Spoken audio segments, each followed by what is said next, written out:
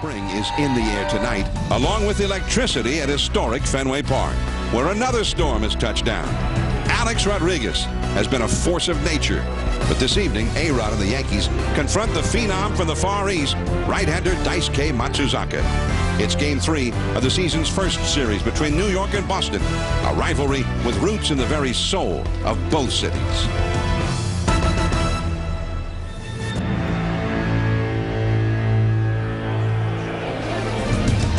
ESPN Sunday Night Baseball, presented by Taco Bell. It is a beautiful New England evening. Springtime has finally arrived. Maybe a bit tardy in its arrival, but it's here. A spectacular day, a great night for baseball. It's the New York Yankees and the Boston Red Sox. The Red Sox trying to sweep the Yankees for the weekend here at Fenway. Konbanwa. Good evening. Yokosu Fenway Park A. Welcome to Fenway Park, Joe. All right. I'm trying to get into the spirit of the thing. We've got the great right-hander from Japan, Daisuke Matsuzaka, going tonight. And you know when the Yankees face the Red Sox, there are going to be a lot of great players on display. And we've got them here tonight. And David Ortiz, Big Papi, he's been hot. 4 RBIs yesterday, 5 for the weekend. And the hottest hitter on the planet is here, and that is Alex Rodriguez. And he is in another world. But tonight he's facing the great right-hander from Japan, Matsuzaka, for the first time. Well, John, I've seen 2 distinct changes in Alex Rodriguez this year. When I talked to him, first of all, he's more relaxed. And it could be that he's finally said, I'm just going to play baseball. And if it doesn't work out this year, I'll opt out of my contract and go someplace else. And he's playing relaxed. Now, he's made a physical adjustment as well. They pitched him away a lot last year, and they were able to get him out. He's adjusted to the ball away, and he's hammering that ball. Now it's going to be up to them to adjust their way back. So we'll see how the adjustments go. Back and forth is what we'll see tonight. Now, the one thing that Matsuzaka has, he has a good enough fastball that he can keep A-Rod honest inside and then go away. But I tell you what, if he makes any mistakes, A-Rod may hit those 100 home runs he's on pace to hit, because this guy's not missing very many pitches right now. Domo arigato gozaimasu, Morgan-san. Peter Gammons is also here with us. And Peter, the Red Sox spent a lot of money to bring Matsuzaka here to Boston, but their infatuation with Daisuke goes back many years, apparently. John, it goes back a long way. They have watched Matsuzaka carefully for 5 years, but I don't think they were prepared for the fact that as he prepared for his 4th start this afternoon, he's still searching for a routine. He was out here at 3 o'clock, 5 hours before the game, throwing hard for half an hour, then doing wind sprints before he does his hot towels and he gets his massage. The one thing that all the players talk about, though, is he has a lot of fun. He makes everybody laugh. He said to me the other day, you know what? The one thing I've really liked all my life is just simply playing baseball, and I have fun. Well, we'll see how much fun he has facing the Yankees tonight. A big test for Daisuke. He's heading in from the Boston bullpen out in right center field, and this ball game is about ready to begin. Yankees-Sox next. ESPN Sunday Night Baseball is presented by Taco Bell. Think outside the bun. And in part by Excedrin Back and Body. Its dual ingredient formula turns a double play on pain. Stay tuned for this week's Excedrin Back and Body Double Play Getaway Trivia Challenge. And Nationwide. Nationwide is on your side.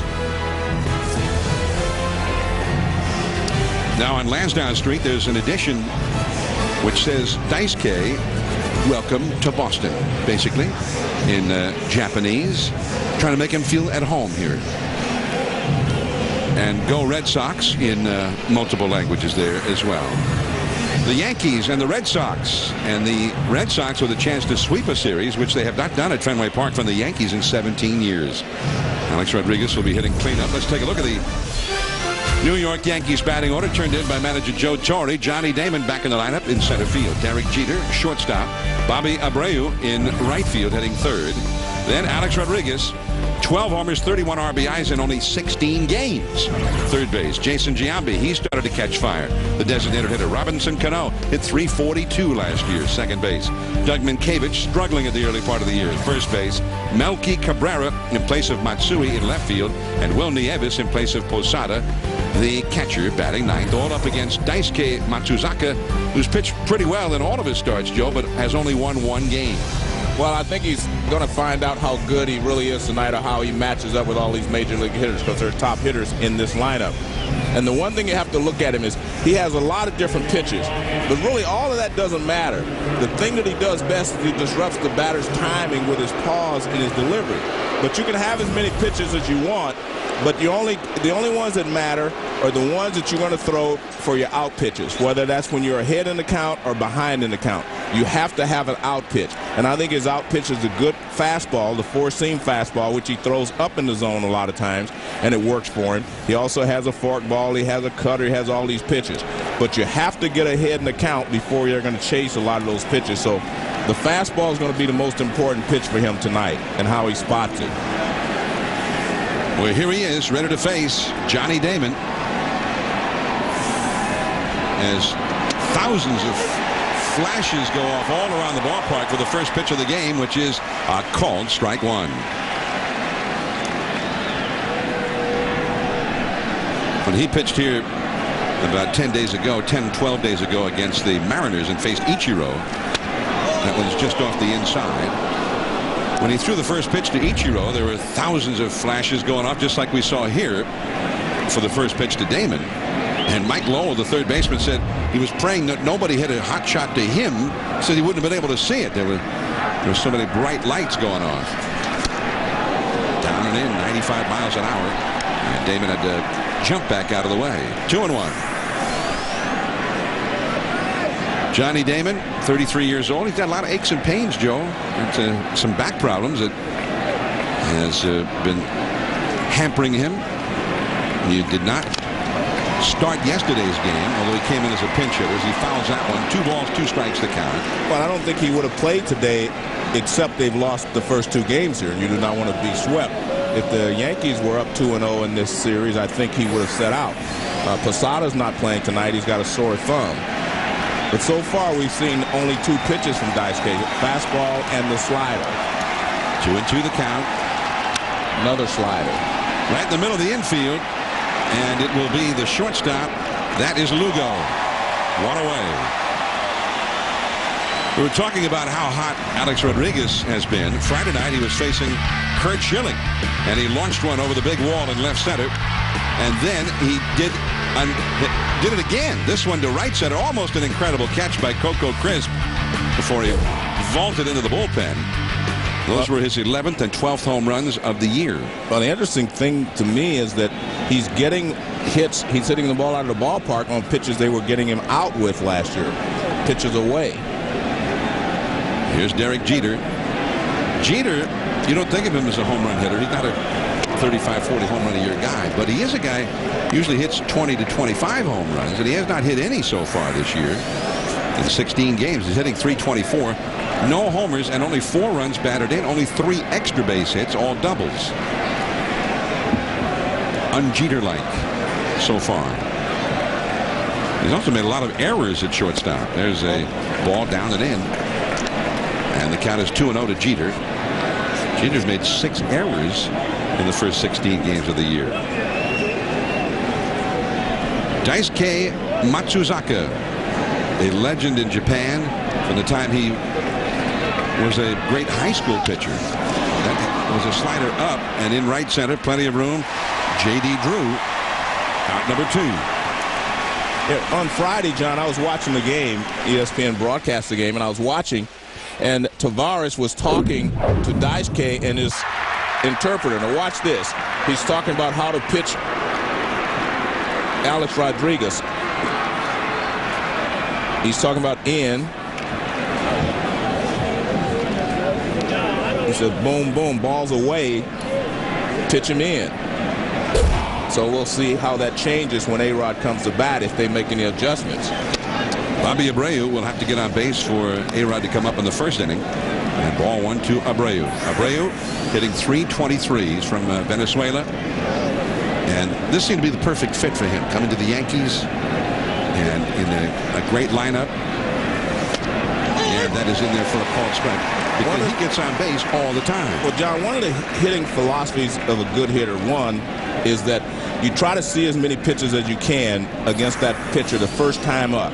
That way you'll know the rest of the game what he can do to you in clutch situations. And Abreu does that better than anyone.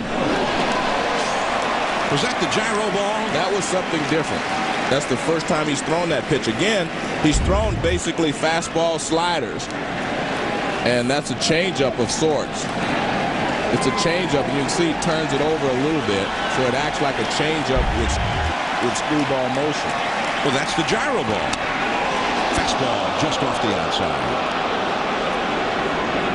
Apparently got two different kinds of changeups. He's got a split finger pitch. 2-2.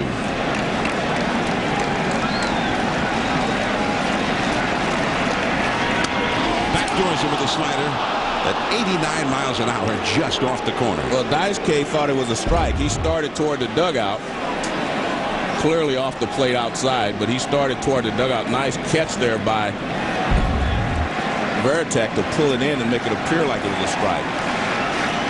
3-2. A-Rod would be next. And he came right back with it, and this time Abreu taking that last one. This time he fought it off. Well, we'll take a look at this. Is his menu. That's 8 pitches. You will not see all of those pitches to every hitter or even in one inning. What he'll do is find out what's working best for him that inning, and if he stays ahead in the count, he'll throw the bottom 4. If he doesn't, he'll use the top 4. 3-2, and it's a walk. Another walk for Bobby Abreu to keep the inning going for Alex Rodriguez. Yeah, but what he really did there, John, is he gave Alex Rodriguez a look at all of those pitches that Matsuzaki throws. Zaka throws. He saw the fastball, he saw the slider, he saw the curveball, and he saw the changeup.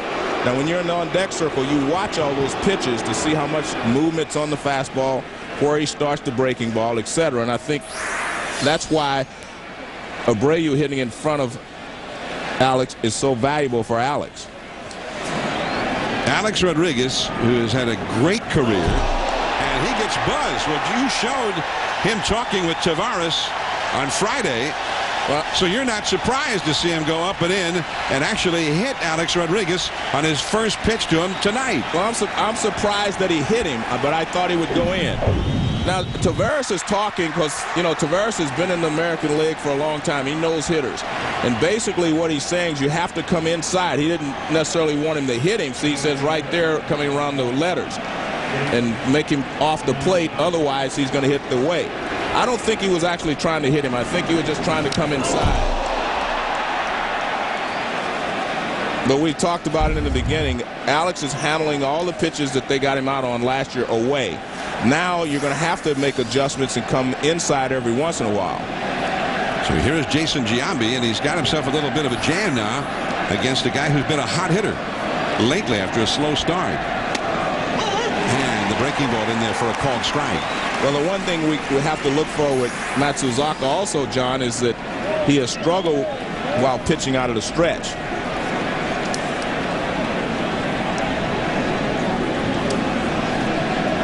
One strike to count to Jason Giambi.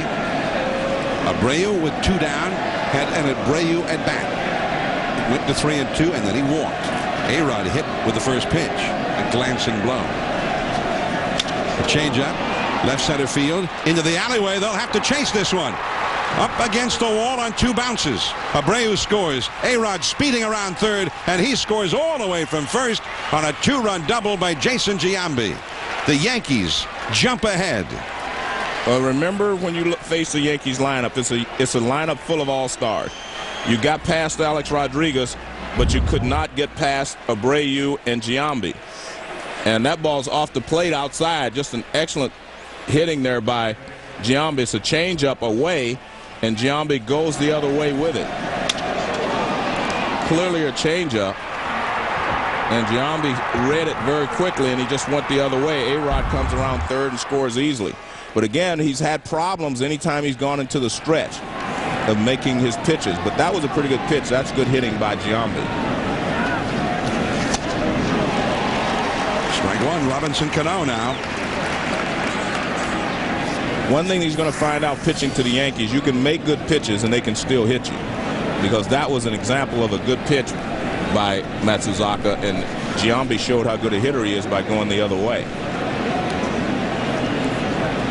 Giambi with his 14th and 15th RBIs, which would be an outstanding start. They weren't considerably overshadowed by A-Rod. 2 hops to second. Pedroia throws out Cano. But the Yankees get 1 ahead against Daisuke and have 2 runs to show for it. Now the Red Sox are coming up. Big Papi will be up third against the rookie Wright. Yokosu Fenway Park, Abe. Welcome to Fenway Park. Sunday Night Baseball. I'm John Miller with Joe Morgan and Peter Gammons. And the Red Sox come to bat down 2-0. Here's the Boston batting order now presented by Taco Bell. Julio Lugo leads off, shortstop. Kevin Youkilis, first base. David Ortiz starting to heat up big time. 5 RBIs this weekend. Manny Ramirez, he says tonight is the night because he's been slumping. J.D. Drew, right field. It'll be Mike Lowell at third base. Jason Varitek has had a huge weekend. The catcher. It'll be Willie Mopeña in center field for Coco Crisp, who was a late scratch from the lineup, and Dustin Pedroia at second base, batting ninth. The rookie off to a slow start as well. And on the mound for the Yankees is a rookie from Texas, Chase Wright. He made his major league debut on Tuesday, Joe, and he won it thanks to some considerable offensive support. He had an 8-1 lead after 2 innings in that game against Cleveland. Well, Joe Torre said what he's impressed with in spring training. He has great poise and he has great command of his changeup. Julio Lugo leads off, and he's off the outside for ball 1.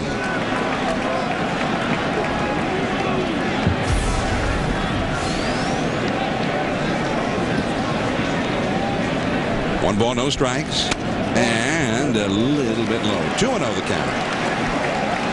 Well, it has good command of his fastball, but his changeup is kind of the key pitch. And if you have a good fastball, it makes the changeup that much more effective. Caught the outside with that one. 2-1 now. As I've said for all the years I've been a broadcaster, if you're left-handed and you can throw strikes and you have pretty good stuff, you can win. And if you have great stuff, you'll be a big winner. Time taken there. I'm watching Wright. He has a little bit of Daisuke in him. He hesitates a little bit at the top. He gives you a little pause up there before he releases the ball as well. See that pause right there? Off the outside again. 3-1. He had some control difficulties in the first inning against Cleveland. Well, he's not missing by much, though. Well, that's what Joe Torre said. He said it wasn't like he was all over the place. He's he not was missing by much. Right around the strike zone all the time. And there's a strike at the knees. Full count, 3-2. The Yankees are without 4 starters. Carl Pavano, Chin-Ming Wong, Mike Messina, and they just got the 4th one, who is maybe a 5th starter at best, Jeff Karstens. And there's ball 4, so Lugo leads off with a walk. Chin-Ming Wong, they're expecting to get back on Tuesday. And Messina maybe 10 days from now or so. Pavano, Joe Torre said they still have no idea. Karstens made a start yesterday.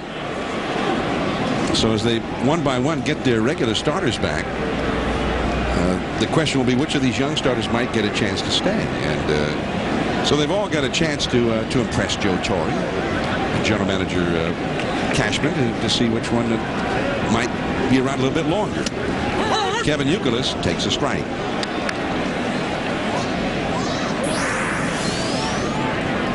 Youkilis, you were born in your old stomping grounds there, Joe. Cincinnati. Some pretty good ball players come out of Cincinnati. Correct. Or came from other places and went there. Yeah, that too, but there were some good ones from there too. Jimmy Wynn, my ex-roommate, was from there. Of course, Pete Rose is from there. A lot of guys born there in Cincinnati. Ken Griffey Jr. is from Cincinnati. And playing back at home. Yeah. 2-0, the Yankees are leading. The big power comes up after Youkilis. David Ortiz on deck, and back to first is Lugo. Now the Red Sox have been doing a few things that you don't normally associate with the Red Sox. They're not like they're a big freewheeling base stealing club now, but Lugo will steal a base now and again. He's stolen 3 times in the young season. Friday night they had 2 consecutive bunt hits in the game against the Yankees. And that is in there, a slider for a strike. So he's got an 0-2 count to Youkilis. Well, he has a lot of confidence in his pitches, as you can see. Threw Lugo a 3-2 slider, which I didn't quite understand leading off the ball game in their half of the inning, and that down 2-0. You do not want to walk the leadoff hitter, and he did. And back to the bag is Lugo. I like when they talked to Wright about his first start, and they asked him, well, what was your first experience in the big leagues like pitching at Yankee Stadium? He said, well, you know, the best part was when you get 2 strike and everybody stands up. He was kind of into that. But now he's in hostile ground. A Yankee pitching at Fenway Park. In the dirt. 1 ball, 2 strikes. Posada got injured. He got a bruise on the thumb on his left hand, catching Andy Pettitte on Friday. He'll probably be back in their lineup tomorrow. So Will Nieves, the backup catcher, 29 years old, from Puerto Rico, been around with big league clubs and in the minor leagues for many years. And back to the bag, Lugo again. So when's the last time you've seen a Red Sox base runner draw this much attention from a Yankee pitcher? David Ortiz on deck. He's made 4 pickoff throws since Lugo got to first base. That is Minkiewicz on the bag with Lugo. And a foul. 1-2 the count. Lugo has been effective 73% of the time that he's attempted to steal in his big league career. That's a good number for a guy that's not considered, you know, an elite base stealer. A guy steals 70 or 80 bases a year. But that's a good number. He's on pace for about 30 steals this year. This would be a pretty good number for the Red Sox. There he goes. Great jump. And they're not even going to throw. Well, he got a great jump, and there was no reason to throw. You're not going to get him. The one thing about a left-hander, he's slower in his delivery to the plate. So if you can read him, you will always be able to get a good jump. Being able to read him is the problem. See, it takes him a lot longer to deliver the ball than a right-hander. And you can see there, by the time he gets it there, there's no chance for Nieves to throw him. Lugo out at second. So if you can read a left-hander, that's why most of those great base stealers of the past would always say it's easier to steal a base off a left-hander than it is a right-hander, because the left-hander is slower to the plate. You just have to be able to read his motion. Check swing. Well, it was 0-2 at one point to Youkilis. Now it is 3-2. He's gone to 3-2 on each of the first 2 hitters. Well, we'll see how he pitches Youkilis here. He threw a slider to Lugo and walked him on a 3-2 count. That's down the left field line. Foul. Into the close-in seats down there. Somebody's got a souvenir. Still 3-2 to Youkilis. Well, what was not a fastball. And Youkilis was out in front and pulled it. Looked more like a changeup. We talked about his changeup being an excellent pitch for him. 3-2. He'll try it again, looking back at Lugo. Fastball. And a high foul out of play off to the right. And that's a good way to come back after a changeup, is with a good high fastball. A lot of times you'll get the hitter to swing through it, but very rarely is he going to hit it hard someplace. Chase Wright has already thrown 8 pitches to Youkilis. This will be number 9. Lugo at second. And another walk. Not a good way to start your half of the inning when they spotted you 2 runs in the top of the inning. You have to make them earn it. And so far, he's not doing that. And so Ron Guidry, the Raging Cajun, as he was known in his days, is the great left-handed pitcher for the Yankees, out to the mound to talk to his young protege, Chase Wright. Chase Wright has very little upper professional experience. He had been at Double-A ball. He finally got to Double-A. He'd had 4 seasons in A ball and then got promoted to Double-A ball. And after a couple of starts in Double-A, that's when he was brought up as an emergency starter the other night against Cleveland. This is his 4th start above A ball in his professional career. So now here he is. The reality of life in the big leagues. He's in a jam, 2 men on, and the great slugger David Ortiz at the plate. Ortiz had 4 RBIs yesterday. 17 RBIs for the young season. And the curveball outside. Joe, I noticed the flag in center field. There's a pretty good breeze blowing straight out toward left. That's the typical summer wind at Fenway. Going toward the monster seats. Now it's 2-0. I don't think he needs any help, meaning Big Papi, with the wind. If he hits him, they go. He's wearing number 42 tonight. The Red Sox originally had their Jackie Robinson Day festivities scheduled for last Sunday like everybody else, but it got rained out, so they're celebrating that tonight. And David Ortiz is wearing number 42 to pay tribute to Jackie Robinson. 2-1 the count. And there's manager Terry Francona with the Jackie Robinson adornment on his cap.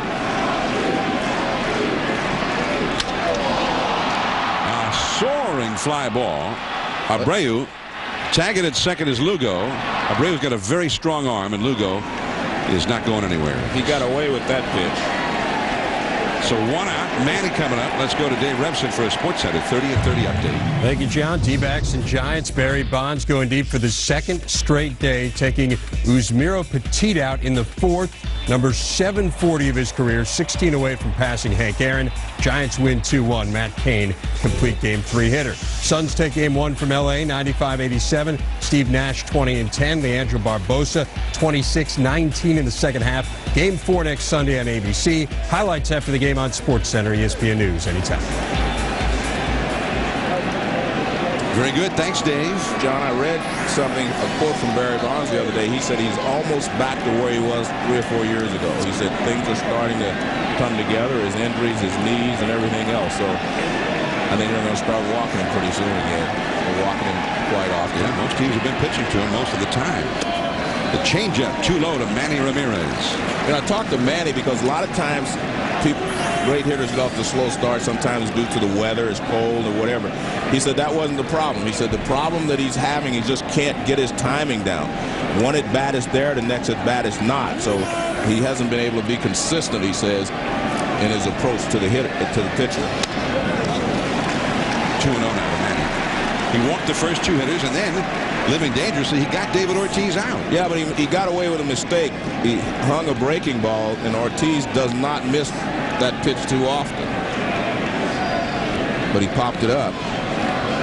And now he's falling behind Manny 2-0.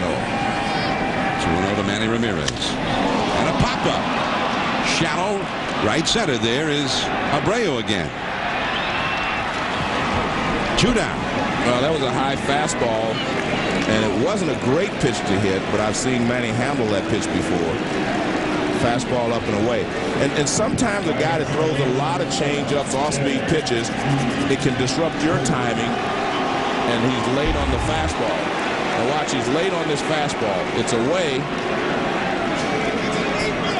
And when I say late, watch where the barrel of the bat is. See how it drags behind? The barrel of the bat, he should be making contact right in front of the plate. Doesn't mean he's going to pull it, but he made contact there right on top of the plate. And that's why the barrel of the bat was dropped a little bit. You can see the frustration for Manny. Well, he knows that he should hit that pitch a lot harder than that. So he's just not Manny yet. Came in to the game tonight hitting only 193. Here's J.D. Drew, the new Red Sox right fielder. And he chases that breaking ball and didn't get it. He's behind quickly, 0-2. Well, this would not figure for a rookie to come to Fenway and walk the first 2 hitters to have to face Big Papi, Manny Ramirez, and then J.D. Drew, but he's 1 strike away from getting out of it. That breaking ball taken down and away. 1-2. Once more, after he walked the first 2 guys, he went to 2 balls and 1 strike to Ortiz before he got it. And it was 2-0 to Manny Ramirez before he got it. And they both had pitches to hit. They just missed them. Lugo dancing off second, getting the attention of Wright, who steps off the slab. So Lugo trying to distract him, apparently. 1 ball, 2 strikes. And that breaking ball That didn't look like a very good two-strike breaking ball. It was a hanging breaking ball. Like I said, he's been able to get away with some pitches so far in this inning, but I wouldn't count on continuing to do that. He made a couple of good pitches. One, a 2-0 pitch to Big Papi was a good pitch. He got the call strike. The second pitch to Drew was a good pitch. The first two actually two breaking balls. And that breaking ball high and inside. 2-2 the count. He's thrown 27 pitches in this inning. In his start against Cleveland, he went 5 innings on Tuesday and threw 104 pitches in that one. So he's on a similar kind of a pace. Check swing. Did he go? No. Bob Davidson, the third base umpire, said no swing. And the count goes to 3-2. That was definitely one of the toughest calls that the umpires have to make.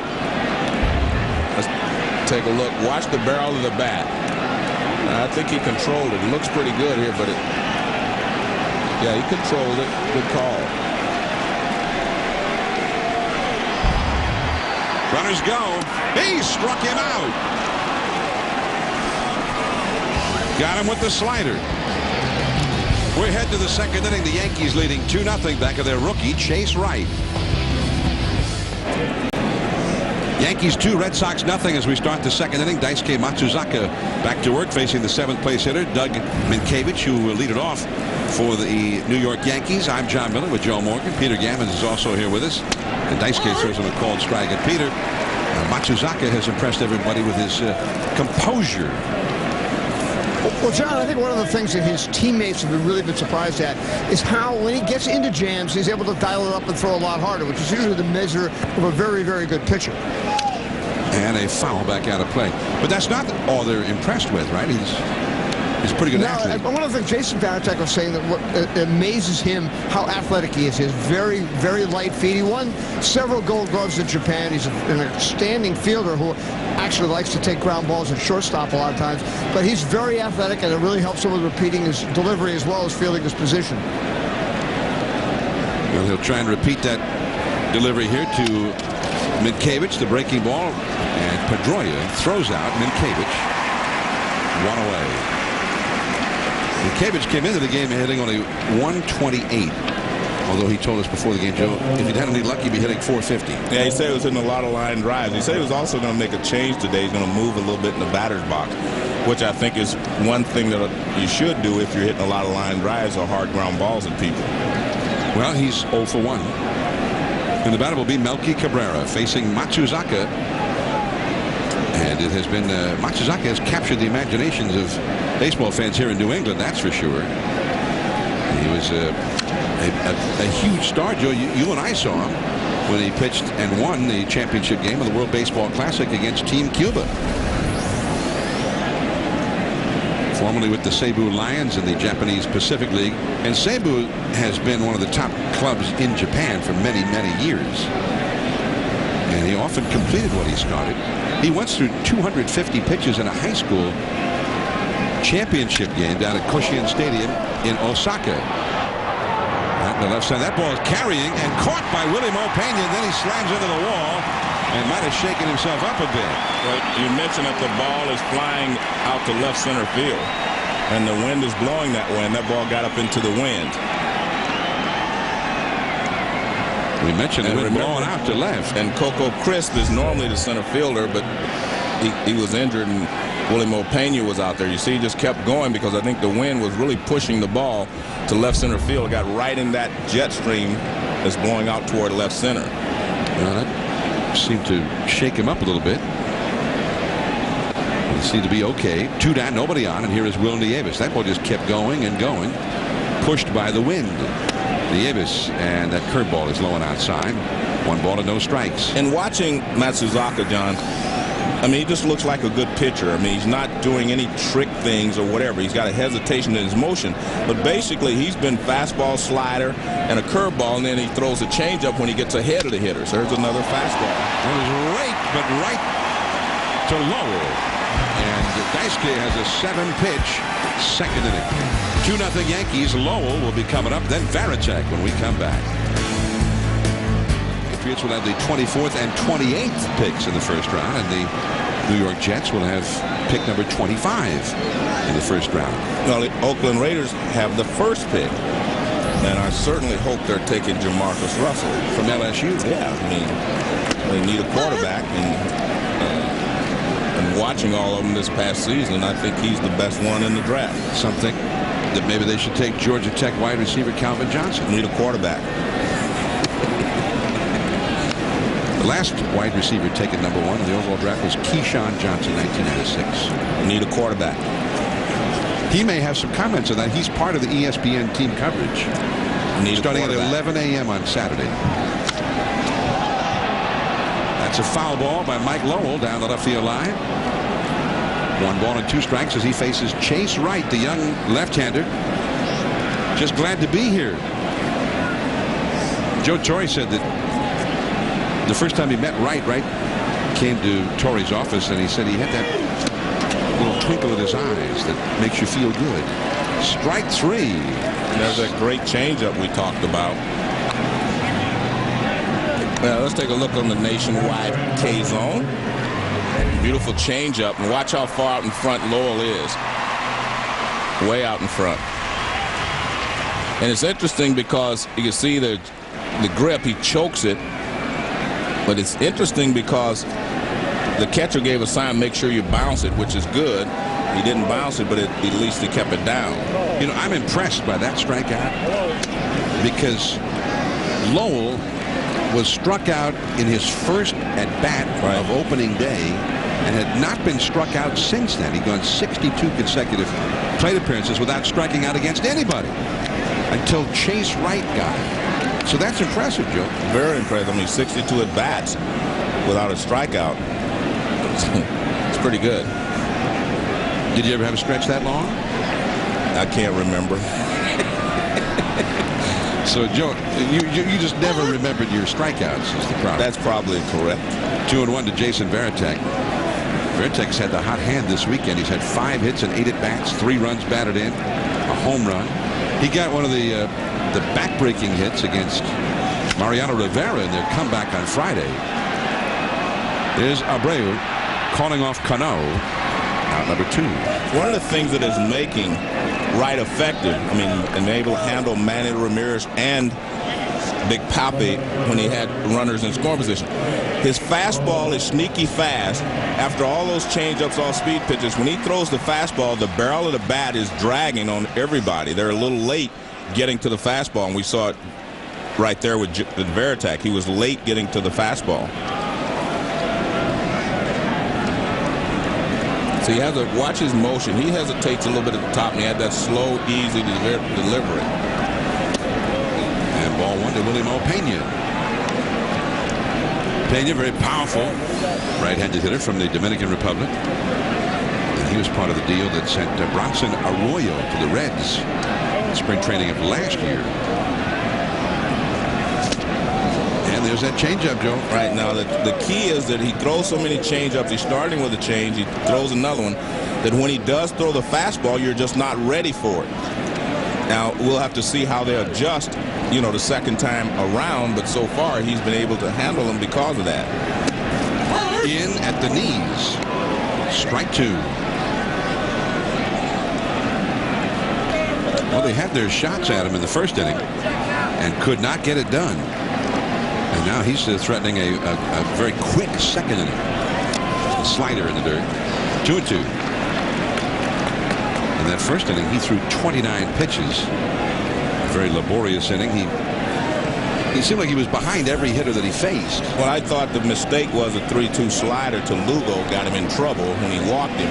Now you're in the stretch right away. 2-2. And now 3-2.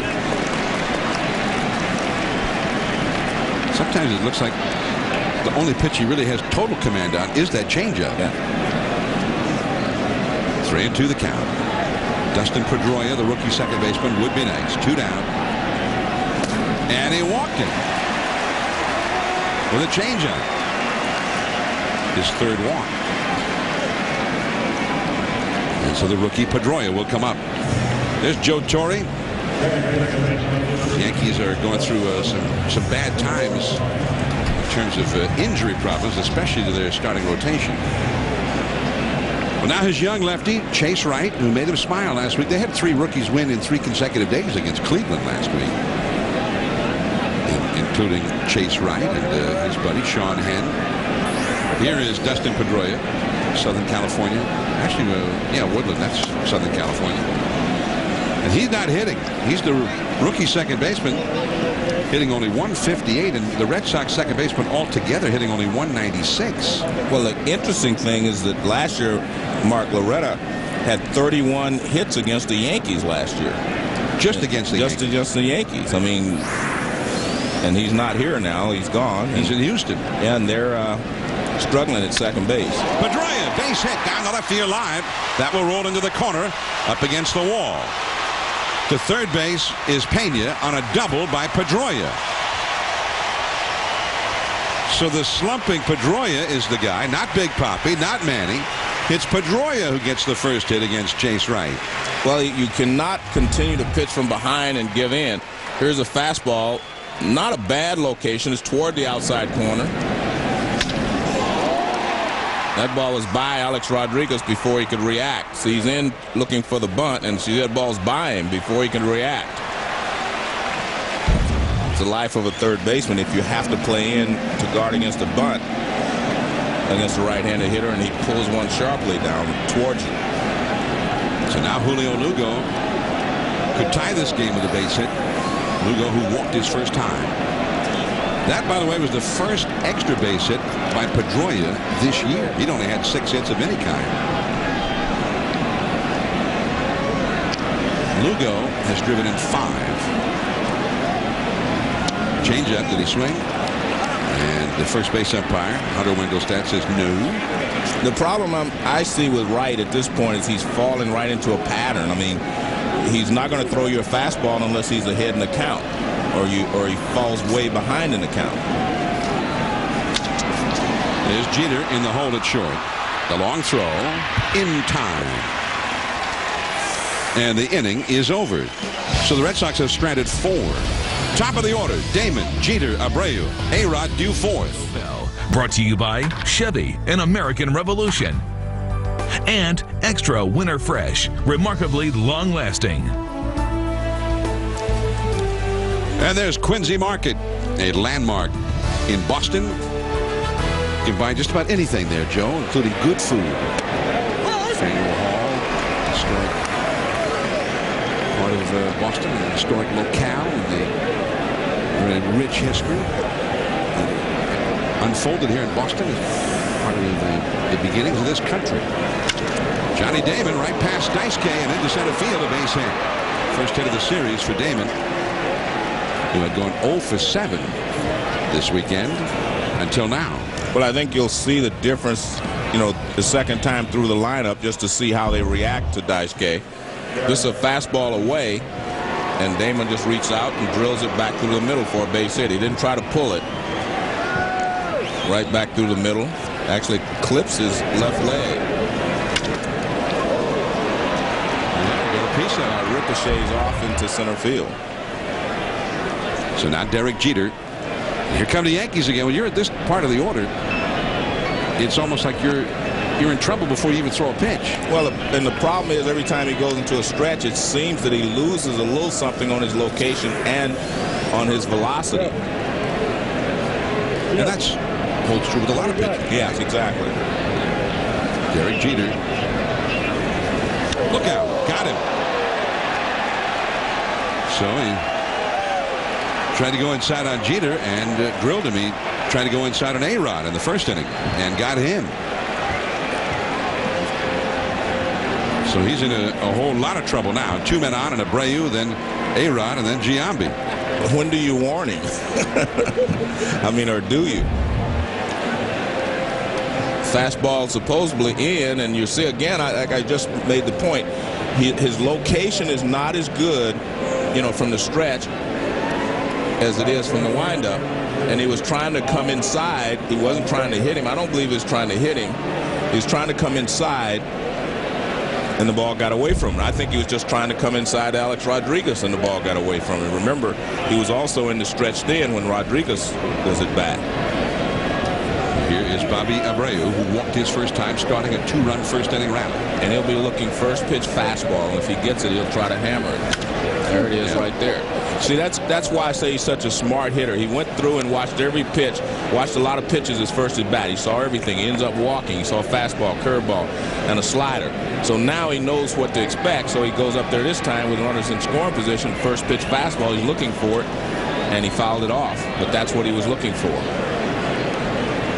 Abreu, like Jeter, has not been doing much in the way of getting extra base hits early this year. 1 double, 1 home run, but he's had a lot of RBIs. And foul, and quickly it is strike 2. He's been excellent in the clutch. Came into this game hitting .400 with runners in scoring position. John, when you think about Matsuzaka, you know, in Japan they don't pitch inside that much, and it's an art to pitch inside. You can't just say, I'm going to start throwing inside, because you will hit a lot of hitters because you're not used to throwing inside, and it runs more off the plate than you want. 0-2 to Abreu. 2 men on, nobody out. Alex Rodriguez on deck, and he missed badly with that one. Off-speed pitch. 1-2. You know, the Pedro Martinez, when he was still a young pitcher with Montreal, he had a reputation as a headhunter, and Felipe Alou, his manager at the time, said, no, he doesn't know how to pitch inside yet. He's trying to pitch in there, but he doesn't know how to do it yet. Yeah, there's an art form to pitching inside. You probably should ask Bob Gibson or somebody like that. Did he pitch inside? He could teach him. And again, he misses very far out of the strike zone. Again, I mean, it bears repeating because you can see the difference in his release when he's in the stretch as compared to the windup. And the other thing I've noticed about him, he's never, in this game where we're only in the second inning, but he has not backed up his fastball. He's never thrown 2 fastballs in a row. 2-2 to the dangerous Abreu. 2 men on, nobody out. The splitter, strike 3 called, and Abreu disagrees. Well, I think he was actually just fooled by that pitch. And that may be what Daisuke had been trying to do with those previous 2 pitches. 1 down. Well, this is Tavares talking to him Friday night when we were watching A-Rod. He wanted to pitch him inside, and the first time up he actually hit him. But again, we're talking about he hits Jeter also in this at bat. We're talking about a guy that may not have learned how to pitch inside in Japan. And you definitely have, it's an art form to pitch inside. Well, here is the red-hot Alex Rodriguez. The only pitch he's seen tonight, he got hit by in the first inning. And that is too low.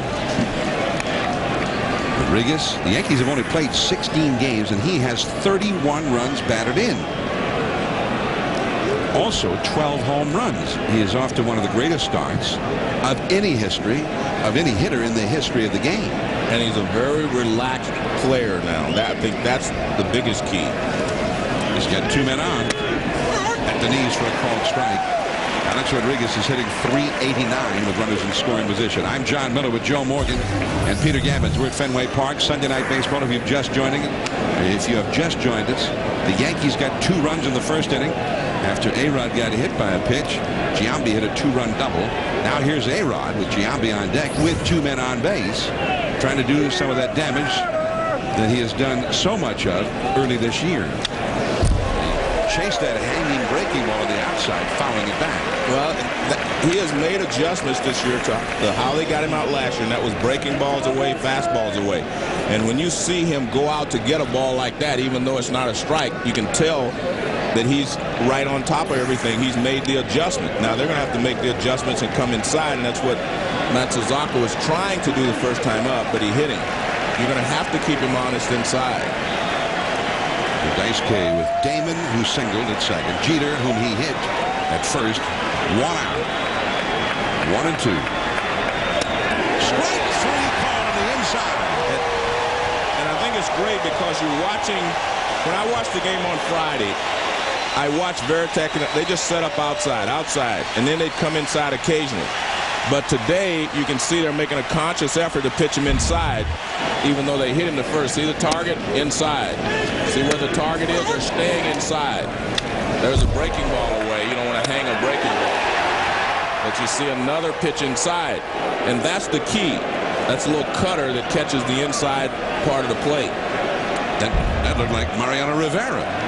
Here is Giambi, same spot, which presented itself for Giambi in the first inning. 2 out, but 2 men on. In that instance, he hit a double to left center for the 2 runs with which the Yankees lead the game right now. 2-0 New York in the third. Well, he started him with a fastball, and like I said, he has not thrown consecutive fastballs in this ball game yet. You have to keep the hitters honest, even if you don't throw a strike. There it is, a high fastball. That's what you want. If you're going to throw one fastball and then go to something else, the hitters are going to see that, and they'll be looking for something off speed the next pitch. So you waste one, and that's what he did there, just to make sure that they're not sitting on off-speed pitches after the fastball. Giambi hitting .391 with runners in scoring position, including tonight. Got jammed and a little bloop foul into the seats just behind third base. Nice pitch, a little cut fastball on the inside. But he also knows that Giambi hit the changeup. There was a pretty good changeup away last time he went to left center field. So he might be thinking, well, he's sitting on the fastball, on the off-speed stuff. Well, he's ahead of him now, 1-2. And the crowd rises to the occasion, trying to offer its support to Daisuke Matsuzaka. And he's having to earn his money in this inning, Joe, against this lineup after he got into a hole with Damon and Jeter on base, nobody out. But he struck out Abreu, and then he struck out A-Rod. And he's ahead of Giambi, 1-2. Anytime you face this Yankee lineup, you got your work cut out for you. He goes away with a fastball. Our radar gun said 97 miles an hour. 2-2. So he can get a little extra on that fastball when he wants to. The Hita in Japan, they call it the heater, the Hita. 2-2 the count. Damon at second, Jeter at first.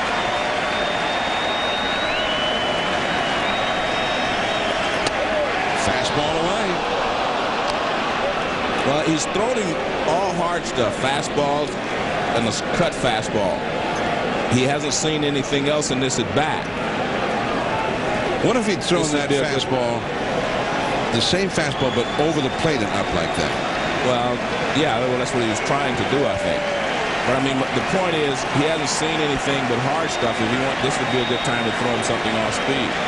Damon and Jeter, they run. Bloop, and out there already, Pedroia still going out. He can't get it. Coming in to score is Damon. Going to third is Jeter, and holding it first is Giambi. Even with Pedroia out in right field to begin with as part of the shift that was on, he still could not get to that one. And it is 3-0 Yankees, all of the runs driven in by Giambi. Well, he went with a cut fastball inside, and he made the pitch he wanted. He jams Giambi. See, it cut in on him, and it hit him right on the fist, but Pedroia made a great effort to get there, but he couldn't come up with it. Right off the fingertips of his glove. Well, if he'd just been a couple of inches taller, I think he would have had that one. I don't say things like that. Or had a better vertical leap. I don't say things about short people. Here is Robinson Cano. Well, you're the one who said he was short. I didn't say anything about that. I just said if he'd been taller. Robinson Cano. And the splitter. That is just foul. Man, did he smoke that one. It's interesting that Robinson Cano is named after Jackie Robinson. We celebrated his 60th anniversary of his playing the major leagues last week, and some of the people here are celebrating it this week. His dad, Jose Cano, was signed by the Yankees. He didn't play for the Yankees. He played for the Astros. He played about 5 games in the big leagues for the Astros, and he always admired Jackie Robinson, so he named his son Robinson Cano after Jackie Robinson. Robinson Cano trying to knock in a run or two here against Matsuzaka. And the high fastball foul back out of play. 0-2 the count. Cano grounded out to second his first time. He said his dad in the Dominican Republic. And there's a Jackie Robinson, a couple of Jackie Robinson fans. And he said his dad down in the Dominican, because games weren't televised very often in those days, but he used to listen to Brooklyn Dodger games, and Jackie Robinson in particular, on the radio. And Dice K puts him away with hard stuff. So he strikes out the side, but the Yankees add a run. Now the big hitters, Youkilis, followed by David Ortiz and Manny Ramirez coming up. 3-0. Kevin Youkilis leads off for the Red Sox. We're at Fenway Park. The Yankees have a 3-0 lead for their young lefty, Chase Wright, who delivers inside for ball one. Chase Wright, 4 years in A-ball. And Peter Gammons, how is it that all of a sudden he's one of the Yankees' bright young prospects and here in Fenway? Well, a lot of credit has to go to the Yankee development people who, he was floundering around. They dropped his arm angle a little bit, and then he started throwing the changeup, which sells pretty well. I mean, he's been 23-7 the last couple of years. And one of the things in spring training that really impressed Ron Guidry was his ability to throw that changeup at any time fearlessly. And we've seen it used to good effect here tonight against the Red Sox as he throws a cold strike with a fastball to Kevin Youkilis. One of the things I've always found with guys with great changeups, they fall in love with it, though, John, and they throw it far too often, and especially when you have a 3-0 lead, you need to make sure that they swing the bats. 2-1 the count. In the right field, Abreu on the move, and he just does make the catch on that one. A lot of open space in that big right field area here. That's what I'm talking about. Let your fielders help you sometimes. Yeah, I mean, just let him hit it. Yeah, I mean, but a lot of times guys with changeups, they just fall in love with it and they throw it pitch after pitch. Abreu has been hurting him. Abreu has been pretty busy tonight. That's the 4th fly ball that he's caught already.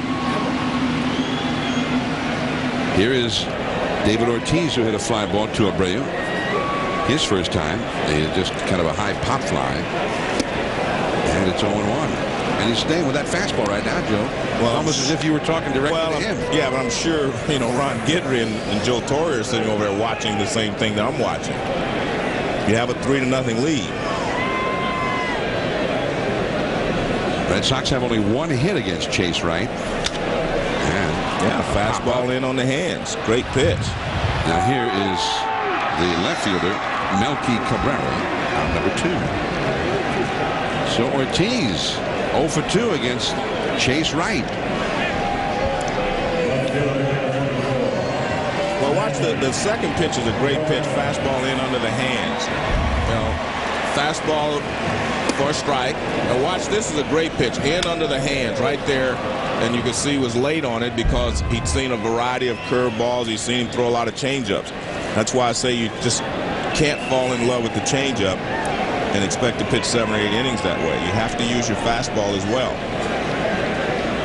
And that one we got at 92 miles an hour. The first one 92 and the last one 91. So he's not just a soft tosser out there with a little changeup. He's got a pretty decent fastball. If you make the hitters respect your fastball, then the changeup will be more effective. If they respect your fastball. Manny Ramirez popped out to shallow right center his first time. The count is 2-0. What's amazing to me is how much of a slump Manny's in. I thought he was almost slump-proof. Well, that's what I said to him before the guys. I've never seen you in a slump. He said, well, I'm just not able to, be consistent. He said the weather has nothing to do with it. It's just that he's not in the rhythm. So one homer, 1 double for the whole season up to him. He hit the home run on Thursday up in Toronto.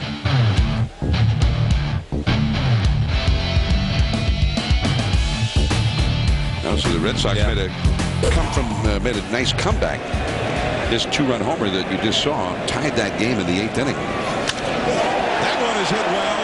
That one is on its way. And goodbye. Over everything. Onto the streets of Boston. And maybe Manny is about to emerge. Well, I didn't want to say it, but he told me he was going to have a good night tonight. He said he was going to hit 1 out, but I didn't want to put that kind of pressure on him. But he got a fastball in the middle of the plate. The other pitches were away. The fastball's away. He fouled off. That ball was middle in, and he definitely put a charge in it. Take a look. Fastball away. Now watch, this pitch is away. The next pitch he fouls. This one's away also. See, right out there on the edge. Now watch where this one is. That one is up and toward the middle of the plate.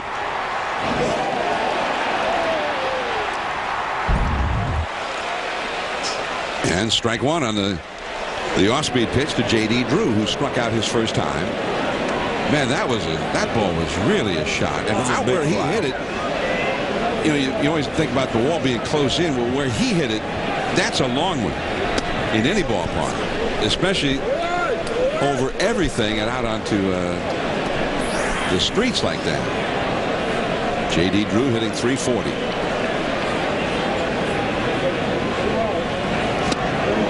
And that breaking ball, it's 0-2, or rather, yeah, 1-2 now. Here's the home run by Manny. That's in the left center field. And over everything. And Theo Epstein, the Red Sox general manager, reacting to it. That ball is hit deep. J.D. Drew has gotten a hold of one. On its way and out of here. Into the bleachers. Consecutive home runs from Manny Ramirez and J.D. Drew. Well, he had thrown J.D. Drew a lot of breaking balls, and he got them down.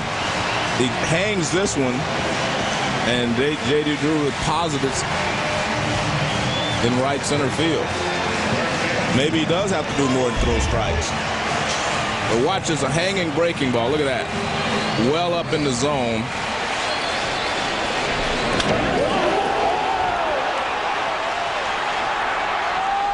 And Theo Epstein was watching, and he was pretty impressed with this one, too, as Mike Lowell comes up, takes a fastball for a called strike from Chase Wright. 2 homers in the span of 5 pitches. And that ball was just smoked as well. That's a booming home run. There's Theo's reaction. Well, I think part of Theo's reaction is we paid a lot of money for him. We hope he can protect Manny. And he's off to a very good start. He's been swinging the bat well so far. It's his second home run. Now Lowell! And this game is going to be tied up. That one's headed for New Hampshire. What a shot! And they're playing home run derby early this year at Fenway Park. 3 booming home runs in a row. Well, that was a changeup. It was down. It wasn't a high changeup as J.D. Drew's breaking ball was. But Mike Lowell was probably sitting on the off-speed pitch and hit it out of the ballpark.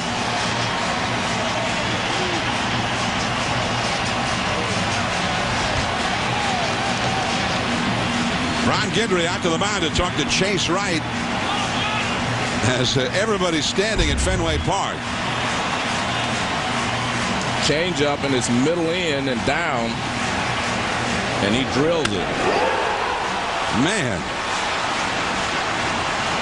Manny Ramirez was watching it from the dugout.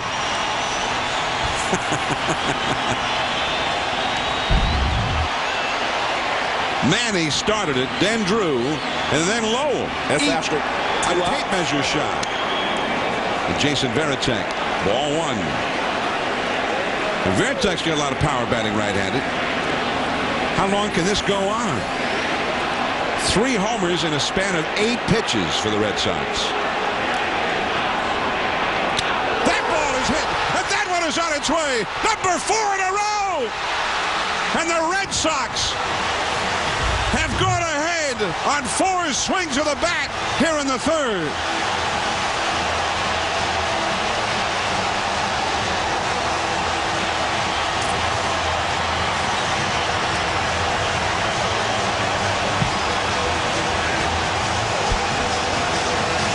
Well, I've never seen anything like that, John. I've never seen 4 home runs in a row. Well, hardly anybody who has ever been at a baseball game has seen 4 in a row in a big league game. We're talking record-setting territory now, or record-equaling anyway. You know, as a player, you always talk to the pitcher, you know, and you have a 3-run lead. It takes 3 solo homers to tie. Well, it's taken 3 to tie and 1 to go ahead. Here's another guy with enormous power, Willie Mo Pena. Ball one. Everybody's still standing. It had been 27 years since the Red Sox had hit 3 consecutive homers in a game. In fact, that was such a long time ago, Joe. I was the broadcaster for Boston and broadcast that game. Changeup, and that rolls foul. 1-1. Tony Perez, in his first year with the Red Sox, batting against Mike Caldwell of the Brewers, homered. The next batter, Carlton Fisk, homered. And then Butch Hobson homered. 3 in a row. The last time that they'd hit 3 in a row until tonight, they hit 4 in that inning. But 3 consecutively. They hit 4 in a row in this inning. And Willie Moe fouls one off to the right. Fans are so disappointed that he's swinging and not hitting it out. Well, this is about the time the guys on the field say, well, mix in a walk. You know, just go ahead and walk somebody and change this. But he's got 2 strikes on Willie Moe. The first time in Red Sox history, 4 home runs in a row. Coulter Bean is up in the Yankees bullpen. Struck him out with a slider. An inning for the record books. And they appreciate it here at Fenway Park. The Boston's Red Sox with an astonishing turnaround. It started with 2 down and nobody out when Manny hit a big fly. Then J.D. Drew got his turn, and it was a tape measure shot. Next up, Mike Lowell over everything. And then Jason Varitek, just for good measure. And that one's right to the top of the monster seats. Oh, my God. The crowd is still abuzz at Fenway Park. We've got ESPN Sunday Night Baseball. The Yankees' 3-0 lead has disappeared in 4 swings of the Red Sox big bats. 4 consecutive home runs. The first time in Red Sox history that has happened. Manny Ramirez, J.D. Drew, Mike Lowell, and Jason Varitek hitting home runs one right after the other in a 10-pitch span by Chase Wright. So now Daisuke, touched up for 3 runs in the first 3 innings, goes to work here in the 4th with the lead. Well, let's see how he responds. I mean, when you're down and all of a sudden you get the lead, there should be a response from Daisuke. Doug Minkiewicz, first ball swinging, hits a foul on the first base side. And the Red Sox have not scored a lot of runs for Daisuke in his other 3 starts. No. They'd only scored 5 runs in the games that he had started this year. In 3 games, only 5 runs. So they owed him a few. Minkiewicz grounded out his first time, hitting 7th in the order. Melky Cabrera and Will Nieves will follow. And that is fastball out of play.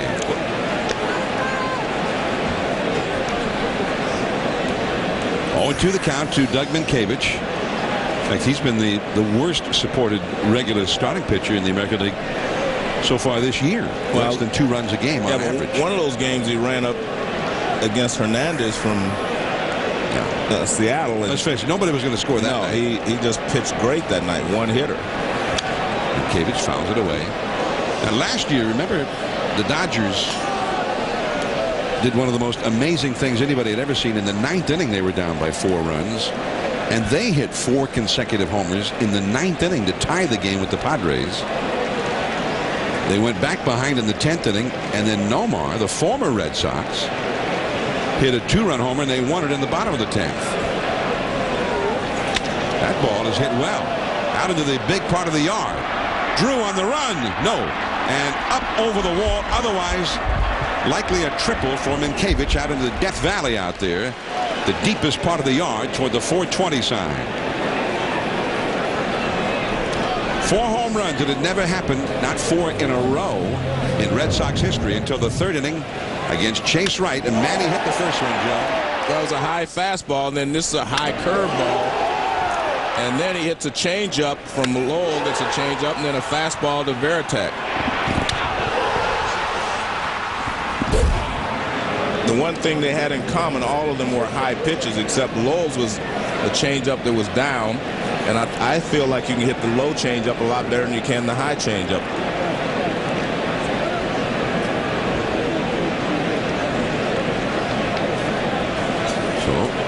Dice K back in trouble again after the long double by Minkiewicz, and Melky Cabrera the hitter. And he spins one in there for a called strike with Will Nieves on deck.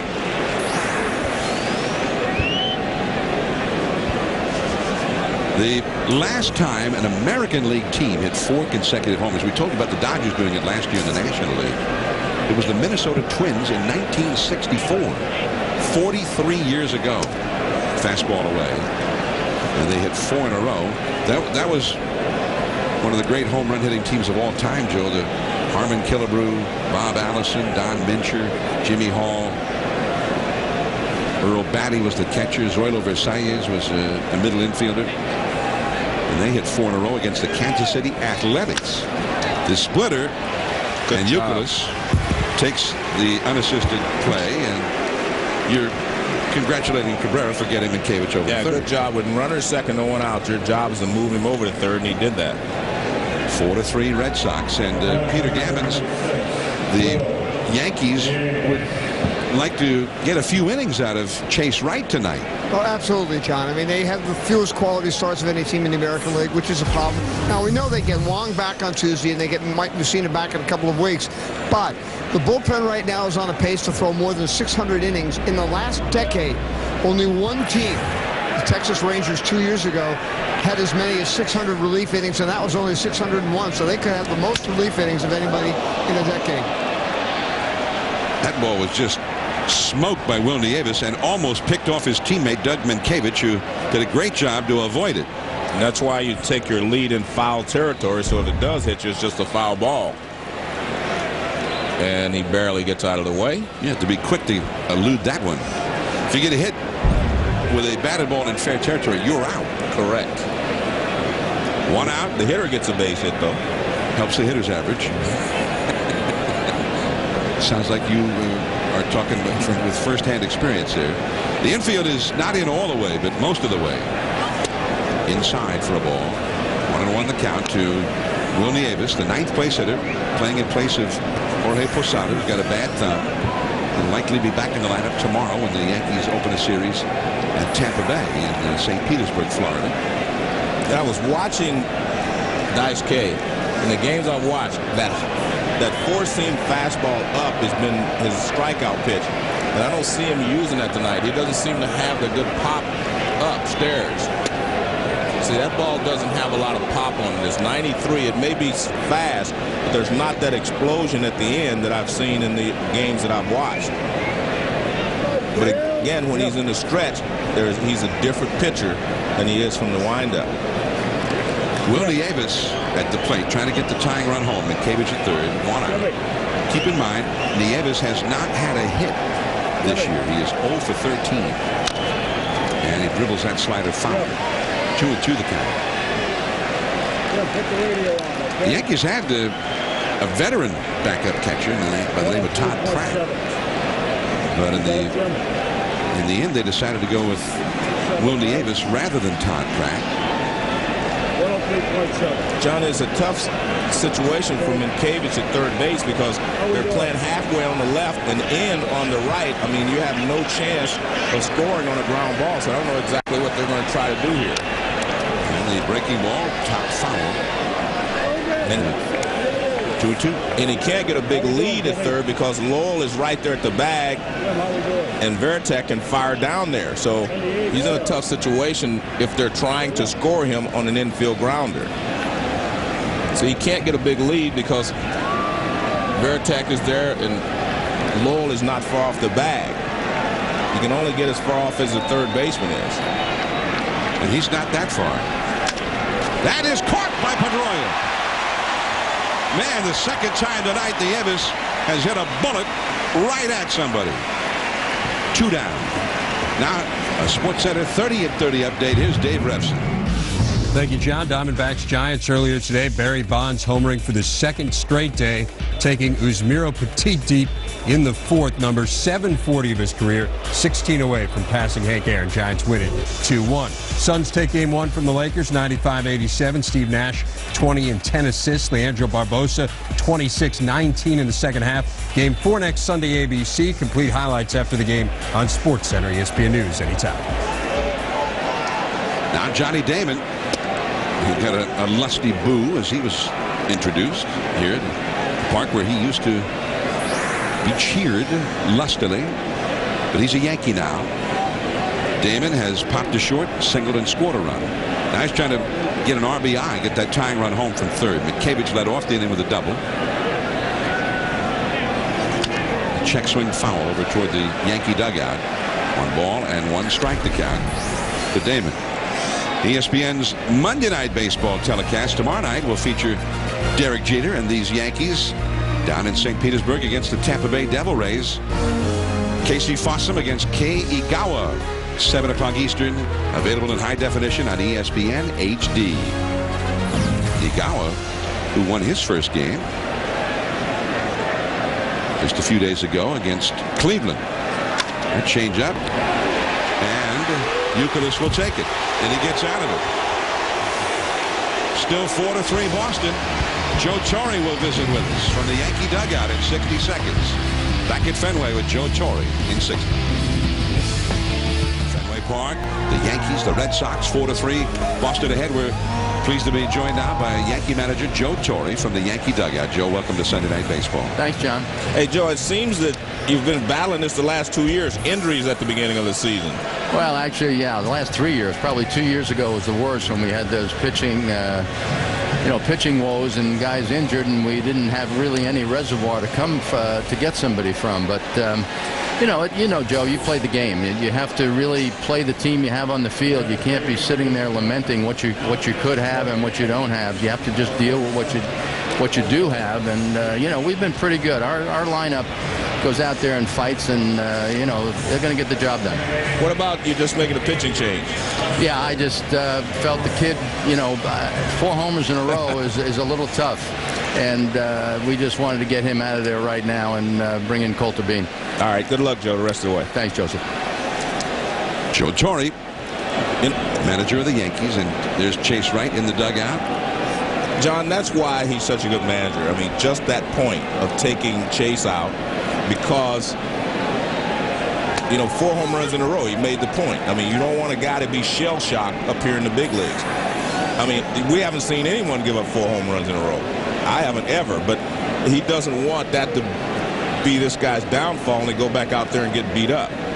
Dustin Pedroia facing Coulter Bean in from the Yankee bullpen. He is huge, 6 feet 7 inches tall.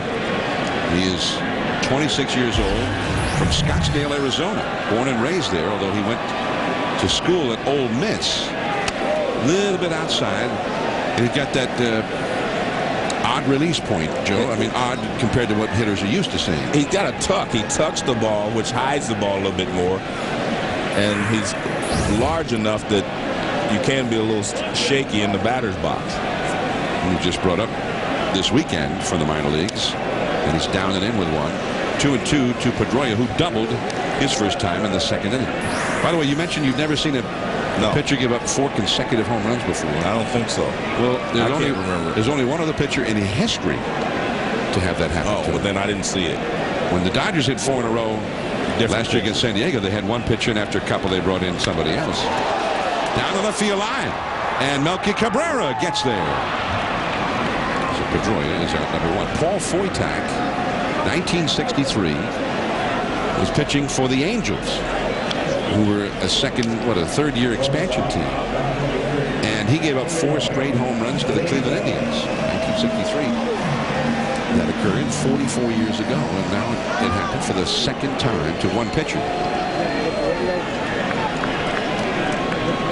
So often, I guess, I guess you can't even use the word often. 4 home runs in a row had not often been done. But most of the time when it's been done, apparently, the 1 pitcher was removed before it got to 4. Julio Lugo. The game I did in 1980 when the Brewers were here, when the Red Sox hit 3 consecutive homers, they hit 4 homers in the inning against Mike Caldwell. And then I think he did not survive that inning. The Red Sox ended up hitting 6 home runs in that game and lost the game by 11. The Brewers beat them 19-8. You could look it up. That's when the Fenway Park, the ball just blew out of here before they built the high stands back here, or it must have been. Yeah. At least, you know, the ball was flying that day. I bet it was a day game. It was a day game. Yeah, that's when I used to look on the board and see the big numbers. By the way, we were mentioning the only other pitcher ever to give up 4 consecutive home runs in an inning, Paul Foytak, was against Cleveland. Terry Francona, the manager of the Boston Red Sox, tonight. And then Culture Bean apparently injured himself. And Ron Guidry, the pitching coach, manager Joe Torre, and the Yankee trainer all going out to the mound to see if Culture Bean is okay. Was it Culture Bean or Will Nieves? Yeah, I think it may be the catcher. Nieves has a problem. Yeah, in ways, he may have stuck his right hand in there a little too quickly. Well, he is hurting. Now, the Yankees' emergency catcher is the rookie Phelps. Well, it's his left hand. Actually, that's, remember, Jorge Posada got hurt his thumb.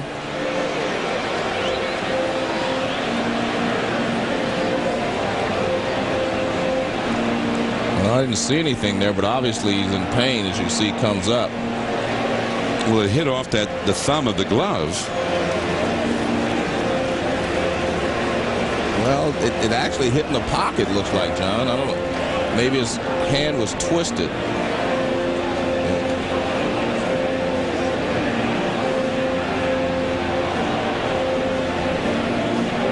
Well, it was something fairly similar to that injured Jorge Posada on Friday. He injured the left thumb, his catching hand. Josh Phelps was going to get the equipment if he's needed here. Although he's mainly a first baseman, they only like to use him. Never. he's their guy in case everybody else goes down. In case there's an emergency. Jorge Posada. They're hoping to keep him out until tomorrow. I'm sure he was yelling at her, "You're okay, big fella." 3-1 the count to Julio Lugo. 1 out, nobody on. And Lugo gets a walk. Not a guy who walks often, but he's walked twice tonight.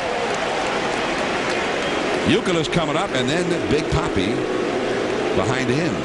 Let's take a look at our Lowe's home team advantage. Fenway Park. The anniversary of the first game ever played at Fenway was Friday, the 95th anniversary of the opening of Fenway Park. And they beat the team that became the New York Yankees. They were then known as the New York Highlanders in an extra inning game. Fenway Park was named by the owner of the team at that time, who also built the ballpark, John Taylor. Here's Euclid. This did not hit that hard. Jeter to second. They get the one. They're back to first. Not in time. Man. Wow, what a relay there by Cano. Well, you have to have a very strong arm to get rid of the ball that quickly and throw off the wrong foot. He just caught it and flipped it. And he still almost got Euclid at first base. Nice play by Jeter. You have to make sure of one. The ball's hit off the end of the bat. He makes sure of one. Look, I see he's off the wrong foot, comes across the bag and flips it, and a close play at first base. Nice play there. He was hit softly. I didn't think he was even going to throw to first. Strong arm. Here is David Ortiz wearing number 42 in honor of Jackie Robinson. The Red Sox celebrating Jackie Robinson Day today after their festivities were rained out last Sunday when everybody else in baseball celebrated. And the Big Papi wearing number 42 to pay tribute to Jackie Robinson. He's 0 for 2 in this game. They got the big shift on for him. And that's inside. The third baseman, Alex Rodriguez, is back to shortstop. The shortstop, Jeter's up the middle, and the second baseman, Cano's an extra outfielder. Euclid at first, Minkiewicz on the bag with it. Ortiz facing the right-hander, Coulter Bean now. Spins a slider in there for a strike. 2-1. I mentioned, Joe, the only other time a guy had given up 4 straight home runs, Paul Foytak. It was to Cleveland. Terry Francona, the Boston manager, his dad, Tito Francona, used to play for Cleveland. He was one of the guys who hit the 4 straight homers in that game. Did he swing? Yes, he did. 2-2. So the Red Sox hit 4 in a row against Chase Wright on Terry Francona's birthday. Terry Francona celebrating his birthday here at Fenway tonight. We're going to visit with Terry Francona from the Boston dugout after this inning. That ball is hammered down the right field line into the big part of the yard, over the head of Abreu, and that one up into the crowd. It will cost the Red Sox a run. An automatic double, an automatic 2 bases for Youkilis as well, so he'll have to go back to third. Well, he hung the breaking ball on this last pitch. He tried to stay away from him the entire at bat. As you'll see, he's trying to stay away. Breaking ball away. And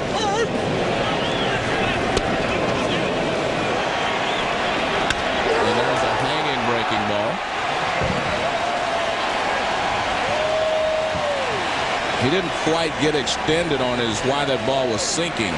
He didn't have the carry on it. Got a little more topspin on it than he would have liked.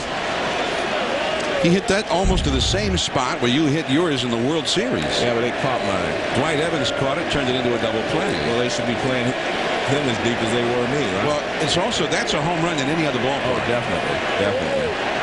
Manny Ramirez way inside. And this is where Manny may have a little more protection than he used to, Joe, with J.D. Drew hitting next.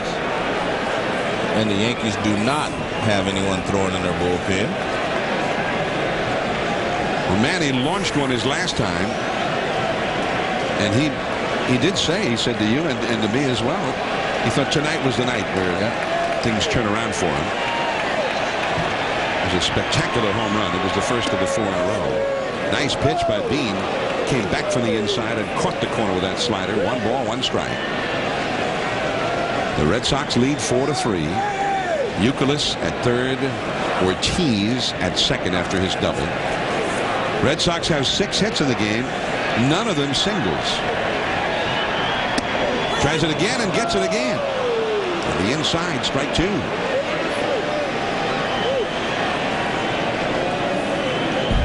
Well, let's take a look at the nationwide K zone. He spins it, as you said, John. Big breaking ball. Catches the inside corner, although it was supposed to be away. Like a perfect pitch.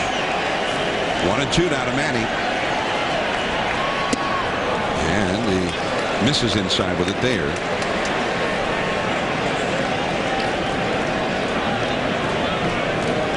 Manny Ramirez, at the beginning of this season, was 6th all-time for home run per bat frequency. 6th among all the sluggers in the history of the game. Staying with that slider inside. 3-2. J.D. Drew, who homered his last time, on deck, a left-handed hitter. J.D. Drew, who was one of the 4 Dodgers to homer in succession in L.A. last year, and one of the Red Sox to do it this year.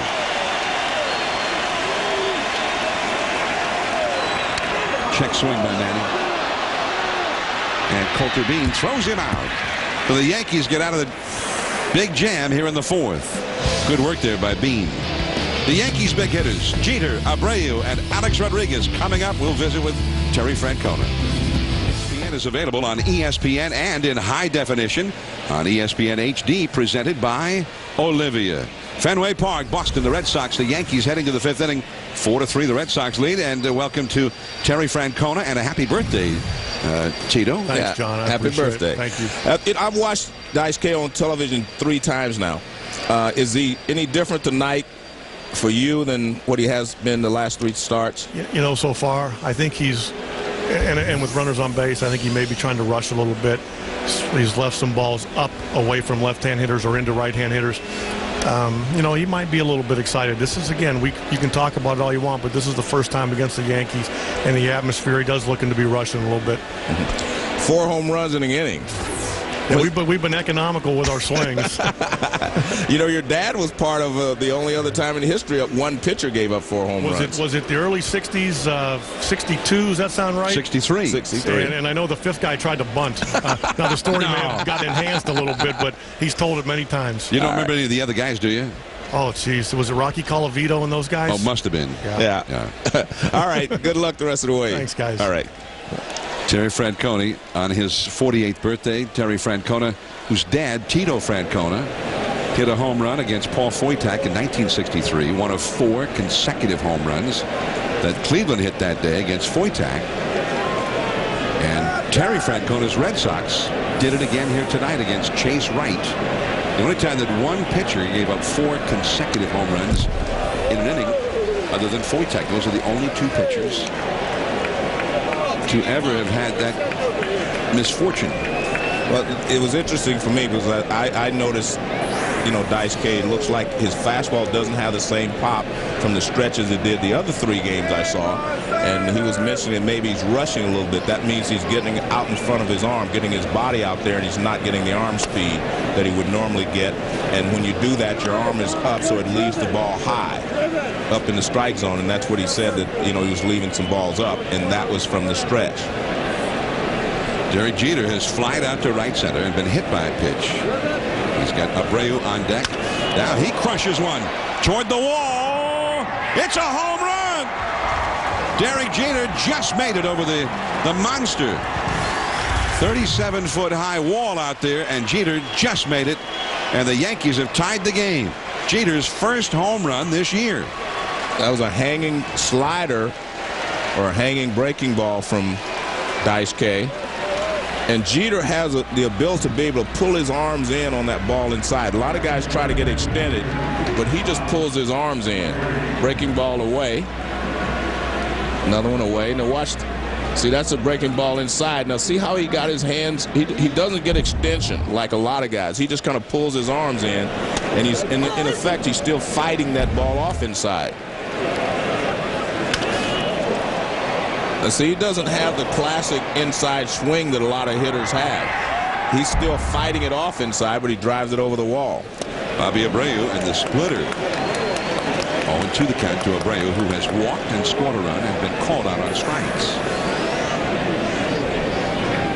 4-4 in the 5th inning. Now, in fairness to Dice K, this may be the only ballpark where that one was going to be a home run. The home run there by Jeter. And the wind is blowing out to left field tonight as well. And that fastball is too low.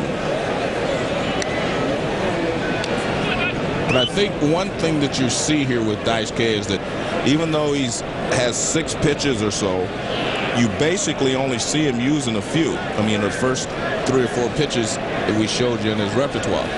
See, fastball, right? Fastball, splitter, slider, those are the pitches. He's thrown very few changeups, actually.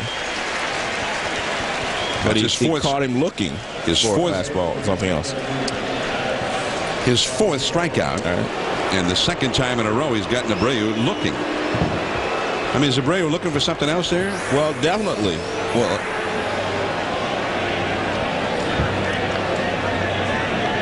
4 strikeouts. He's walked 1 for the season.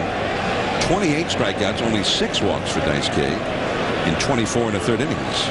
A-Rod, and he had him chasing one. And you haven't seen very much of that so far this season. 1 strike to count. Was that a changeup, you think? It was an off-speed pitch. It looked more like a chain fork ball. It looked like to me, that fork ball or the splitter, whatever he's calling it. They call it a fork ball because it's not as hard as a splitter. Slider or cut fastball. And our radar guy got it at 93, so it must be the cutter. 0-2 the count to A-Rod, who has been hit by a pitch and scored a run, and he struck out looking his last time. Alex Rodriguez,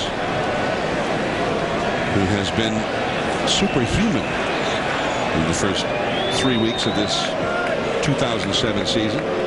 As great as he's been in his career, A-Rod has been on a roll like few players in the history of the game. Somebody is recording it for posterity down in the seats. 0-2. The curveball struck him out.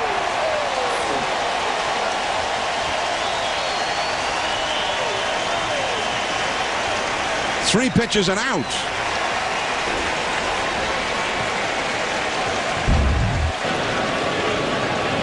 Well, the first pitch goes down. There's a cut fastball away and a booger curveball. That's almost an overhand curveball, as you can see there. The one thing that Matsuzaka, how he differs from a lot of the pitchers from Japan, Giambi takes a curveball for a strike, is that he doesn't change his arm slot a lot. He throws his pitches from pretty much the same arm angle. You know, we saw Nomo, we saw a lot of those guys change their arm angle. He doesn't change very much. Giambi, strike two, and Giambi didn't think so.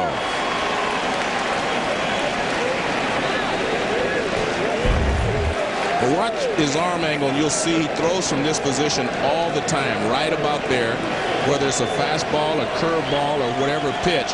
That's his arm angle. And we've seen a lot of pitchers, you know, from Japan. Nomo would throw from different arm angles. He would change his arm angle just to confuse the hitter.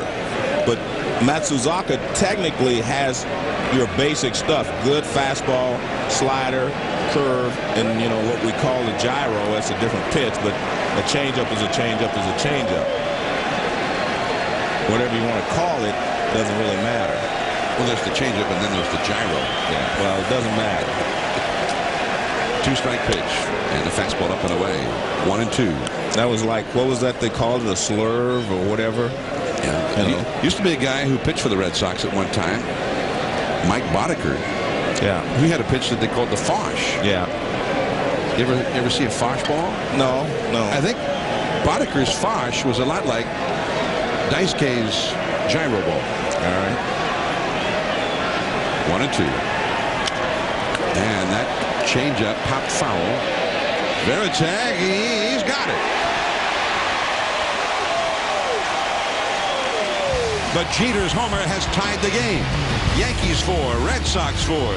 J.D. Drew coming up. Now the Red Sox into the last of the fifth inning against Coulter Bean. And J.D. Drew leads off. Drew hit a spectacular home run his last time up there. And that is a called strike. He hit it just to the right of the 420-foot sign out there in right center field, over the Boston bullpen and up into the bleachers. And that is too low. 1 ball and 1 strike. 4-4 the score. Joe, we're getting more and more info about the 4 consecutive home run thing. This is the 5th time in Major League history that it's happened in a game. The Red Sox hitting 4 in a row in the 3rd inning. The first team to do it, the Milwaukee Braves in 1961, and there's some names that sound pretty familiar. Drew Fowles want to make it 2-2.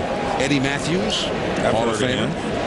Next up, after Eddie Matthews, the home run king. Yeah. Hank Aaron, he went deep. Heard of him. Then Joe Adcock. Heard of him. He was pretty good. And finally, Frank Thomas. Yep, heard of all of those guys. Thomas, who would be an original New York Met the following year and lead the Mets in home runs that year with 34. And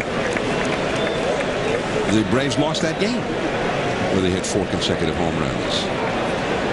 Adcock hit 4 home runs in a game once, just before Willie Mays did it. I remember Mays did it after Adcock, because I'd never heard of anyone hitting, 4 in my time frame.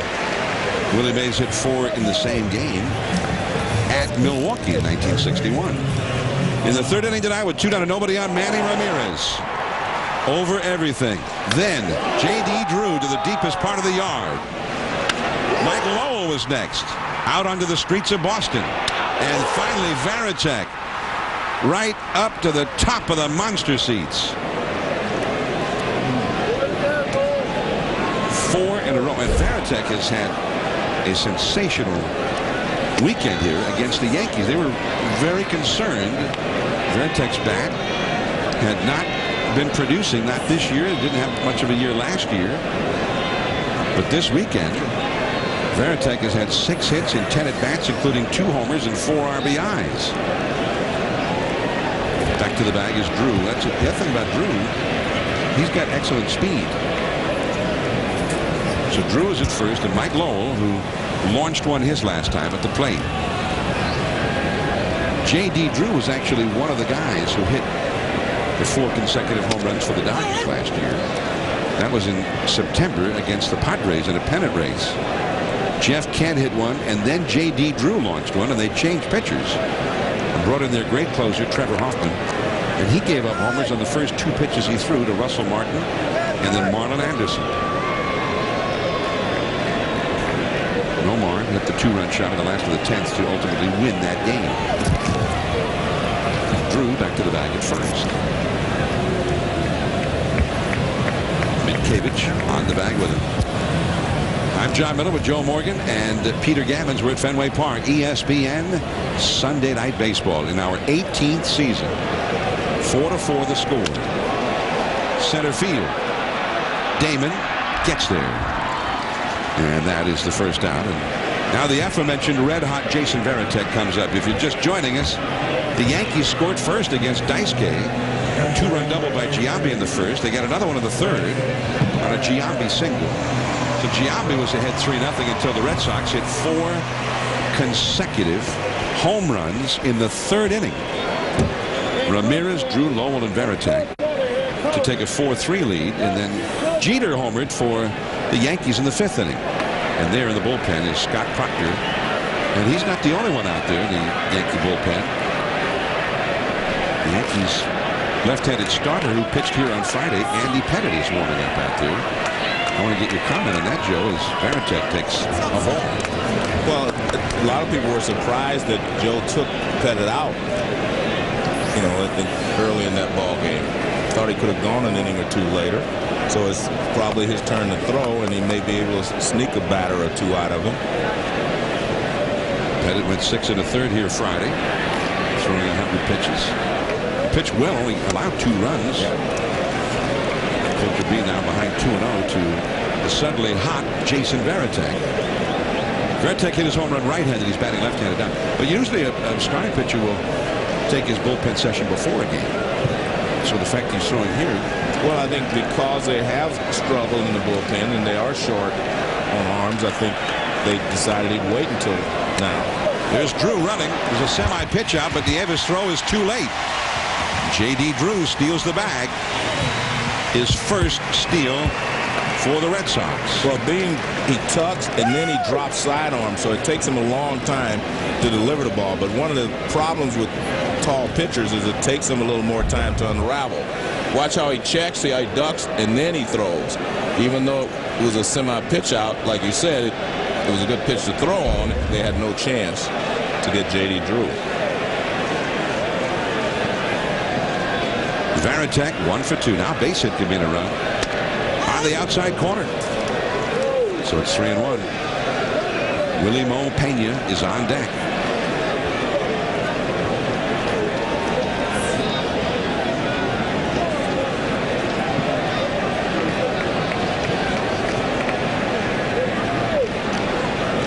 And he walked in with the slider.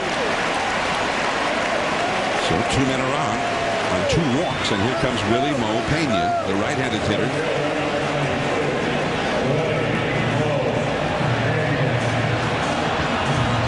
Pena has walked and struck out in this game. That's the 6th walk that the Red Sox have received from the Yankee pitchers, and that's not a good sign. I mean, we're only in the 5th inning, and they've walked 6 hitters already. Pena very powerful. The slider in there for a strike. Talk about that Yankee bullpen, that suddenly beleaguered bullpen.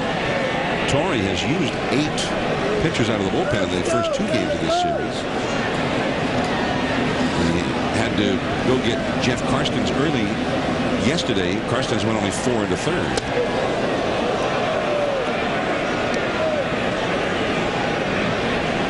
So the Yankee bullpen has been pretty busy in this game already, in this series already. Coulter Bean working in relief of Chase Wright tonight, and he had not pitched in this series until tonight. You got Willie Mo chasing that slider. Now he's ahead of him. 1 ball and 2 strikes.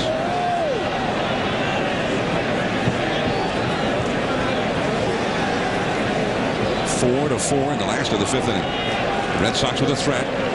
2 men on, only 1 man out. Drew at second, Varitek at first, and he chases another one. Struck him out. 2 down. And that leaves it to the rookie Dustin Pedroia. Pedroia got his first extra base hit of the season tonight with a double to left in the 2nd inning. Now he's still looking for that first RBI of the season. 4 to 4 in the 5th. It's hard not to think of Mark Loretta in a spot like this when it's the Red Sox and Yankees.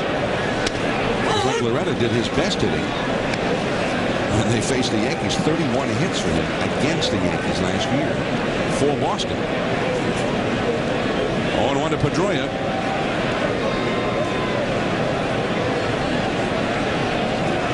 Two men on, 2 men out. Right there with a slider. Strike 2. You know, it's interesting, the Red Sox have 4 runs on the board.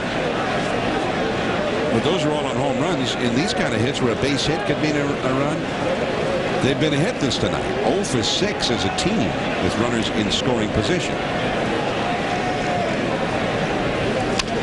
Reached for that slider.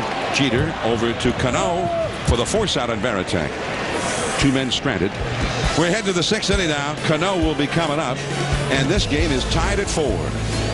ESPN Sunday Night Baseball, presented by Taco Bell. Brought to you by Ford. Bold moves, they happen every day. And Budweiser, the perfect balance of flavor and refreshment. Open up a world of taste. I'm John Miller with Joe Morgan and Peter Gammons, and there's the Charles River. We're in Boston at Fenway Park. Yankees, Red Sox.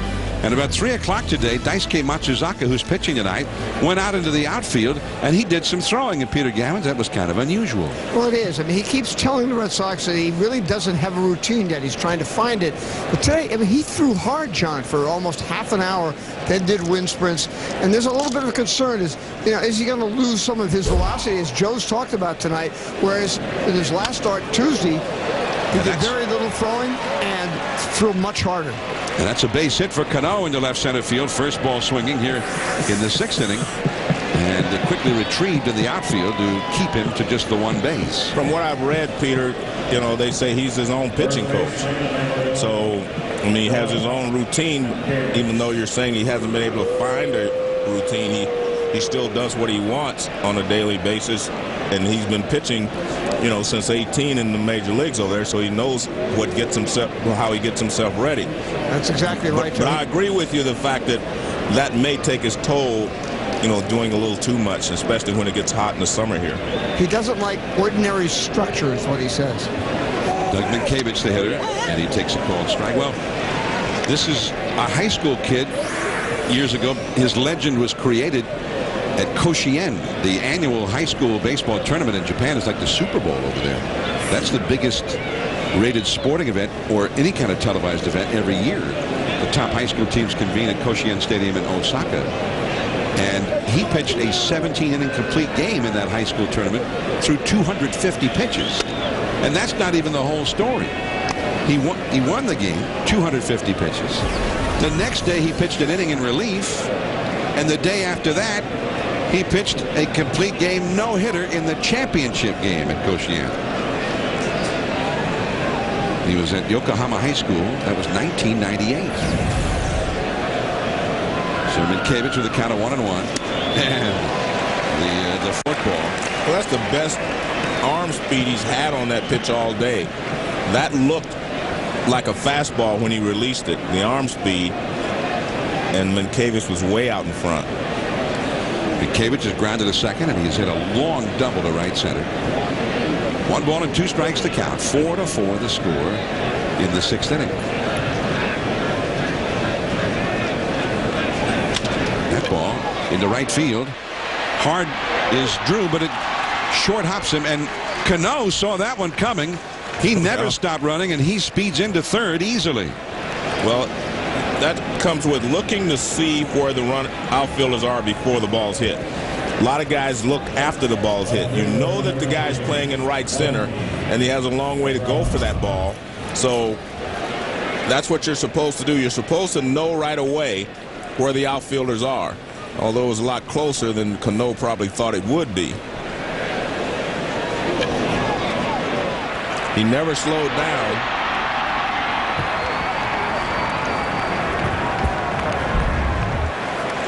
So they're in good shape now. Runners at first and third, nobody out. And here is Melky Cabrera, who had an excellent rookie season last year.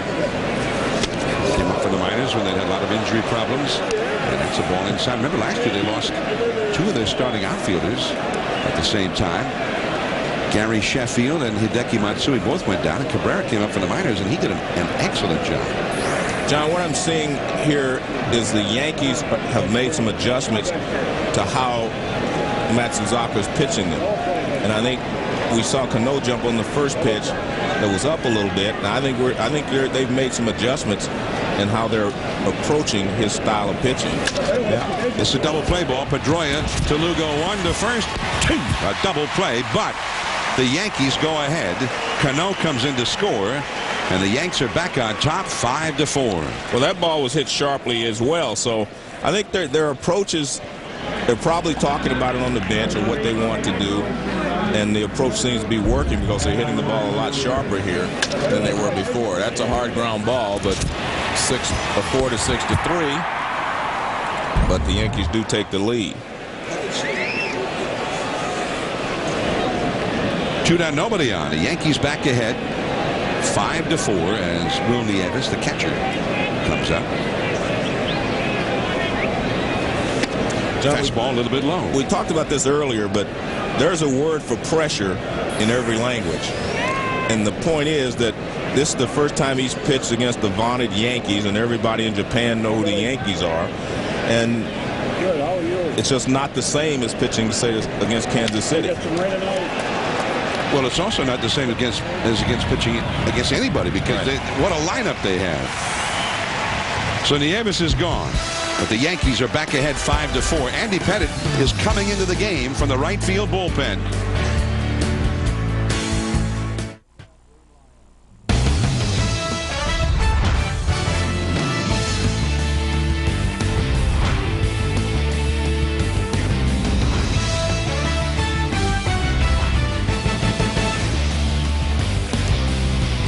ESPN Sunday Night Baseball from Fenway Park, presented by Taco Bell. And it's been an extraordinary game in many ways already. Daisuke Matsuzaka, the former great pitcher of the Seibu Lions in the Japanese Pacific League. Daisuke also one of the MVPs in the World Baseball Classic last year, which was won by Japan. But tonight facing the Yankees for the first time. And how about this? The Yankees' bullpen's a little bit short right now. Andy Pettitte, on his normal day to throw on the side, is into the game as a reliever. And it's the second time this year that Pettitte has appeared in relief. At the top of the order, Lugo into right center field, Abreu. And Lugo is retired. He is now 0 for 2 with 2 walks. Youkilis up next, and then David Ortiz due up third in the inning. So Andy Pettitte working as a reliever. April 8th, he pitched an inning of relief against the Baltimore Orioles this year. Pettitte worked 6 1/3 innings through 100 pitches here on Friday. This is the 10th time that he has appeared as a relief pitcher in his career. He's always been a starter.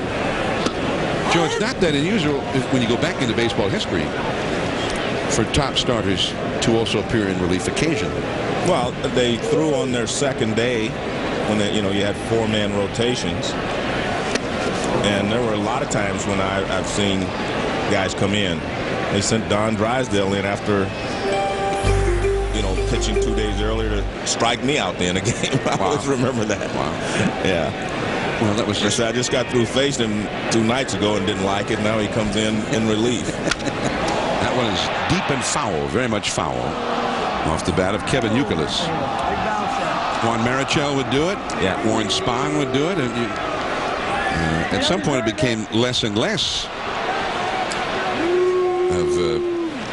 of a role, and pitchers would just throw on the side before games. You go back into the 60s and before, a guy could make 35, 40 starts in a season and also 6 or 7 relief appearances. Well, they always threw in the, during the game in those days, but like you said, a lot of times they throw before the ball game now. Pettit also pitched once in relief last year for Houston. And a ball down and away. Andy Pettit returning to the Yankees, the ball club with which he started. He had gone home to Houston along with Roger Clemens. And they anchored what had been a pretty good starting rotation there for a few years. Now he's back in New York. And he had been a pretty reliable big game pitcher, Joe, in the postseason when he was with the Yankees. Helped him win a World Series a few different times. Well, you made a good point there about Roger Clemens as well. That's someone that's still hanging out there, so to speak. But, if he's going to pitch, I think he has to make a decision pretty soon because it'll take May to get ready if he's going to come back in June. I read an interesting article. A lot of general managers were asked a question, would they allow a guy to pitch half a season for them? And you got a lot of different answers. It's a walk to Youkilis. And now Clemens, or rather Pettit, Clemens' close friend, Andy Pettit. Look, I'm already putting Clemens into a Red Sox-Yankee game. Andy Pettit up against Big Papi, David Ortiz. Ortiz had a long double his last time.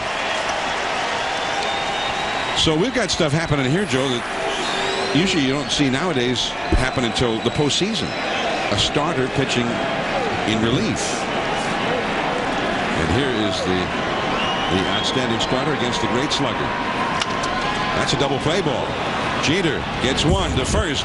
Two, a double play dug out by the short-handed Minkiewicz. And Pettit gets through the inning very quickly. 5-4 Yankees on to the 7th. Cool. Look at that, John. Yeah, I didn't know you could draw that well. That's some Big Papi. Get some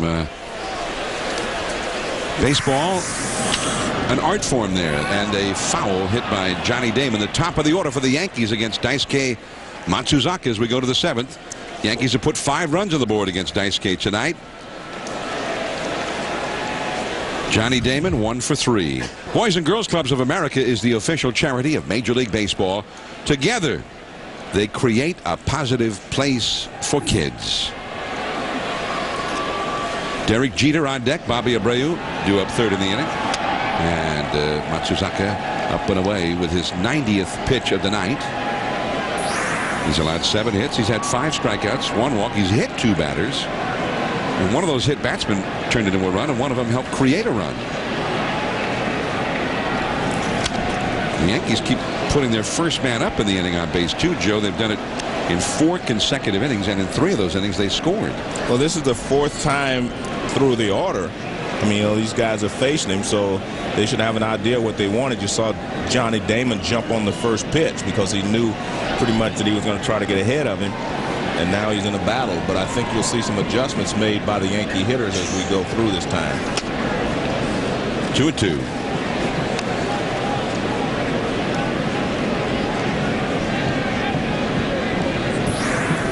Matsuzaka pitched 20 innings total in his first 3 starts, allowed 6 earned runs. Tonight he's allowed 5 runs in 6 innings to the vaunted Yankee lineup. And that's a foul back. And you made a good point, Joe. Pitching at Fenway against the Yankees, that's a little different story on many fronts. But also probably the greatest lineup in baseball today. Correct. And knowing that A-Rod and some of these hitters are hot, and again, I don't know the word for pressure in Japanese, but there has to be one because everyone feels pressure. And the fork ball, strike 3 called. See, that was a pitch that Damon hadn't seen, and that's why I say it doesn't matter how many pitches you throw. It's how you use them. I mean, you're not going to throw 6 different pitches to a hitter in one at bat. So it's a matter of when you use them. Great pitch there right on the outside corner of fork ball, and you can see that he was completely fooled. and he hadn't seen that pitch before. That's when a lot of pitches comes in handy late in the ball game, when they've seen you a couple of rounds and you haven't shown them all of your pitches. Johnny Damon 1 for 4 tonight, although the one time he got a hit, the third inning, he ended up scoring a run. Derek Jeter hit a home run his last time. And that's a called strike. Little cutter. Jeter's home run tied the game for the Yankees in the 5th inning after the 4 Boston home runs in succession had given the Red Sox the lead in the 3rd. And the Yankees got a run in the 6th inning to regain the lead. 5-4 New York. Lugo on the high hop. Throws out Jeter. 2 down. For the first time tonight, the Boston bullpen has sprung into action. J.C. Romero, the left-hander, getting ready. And the Yankee bullpen is going again. Now, Andy Pettitte only threw 9 pitches, Joe, while he was in there. Would Joe Torre bring him back? No, I mean, he would definitely probably just take him out. He wanted to get through Big Papi in that inning. And now I'm sure he's not going to send him back out there. You have to have a certain mindset to be a starting pitcher and to be able to relieve at the same time the way the game is now. Because you prepare for your next start, and that's all they do. Whereas you bring a guy in, as he brought Pettitte in, you have to have a certain mindset to be able to handle that. Pettitte did a great job. Only threw 9 pitches. Another off-speed pitch outside. 1 ball, 1 strike to Abreu, who has walked and scored a run and twice been called out on strikes. So Scott Proctor is getting ready in the Yankee bullpen, and he's one of the guys that Joe Torre uses in the last 3 innings of a tight game. Got the call on that one, and Abreu again at odds with Sam Holbrook, the plate umpire. You know what I find strange? I was just thinking about this, John. We've shown that he has about over 6 pitches. How do you call for him? How do you put 6 fingers down there? Obviously, the one is a two-seamer and the 4-seamer. Those are both fastballs. You can just wiggle your finger. That means throw the sinker. So you can call a fastball, but it's the movement you make. Your finger, that tells you that you want a sinking fastball, and just a 4-seam fastball is just a regular, fastball call. But he's got a cut fastball, slider, curve, forkball, straight change, and the gyro. So, fastball away. That's pretty simple. 2-2. And a little cut to that one, and almost caught the outside. Well, I think he did that himself because he just gave him one and away. And you can see it's clearly off the plate. What makes it look close is the way that Varitek catches the ball.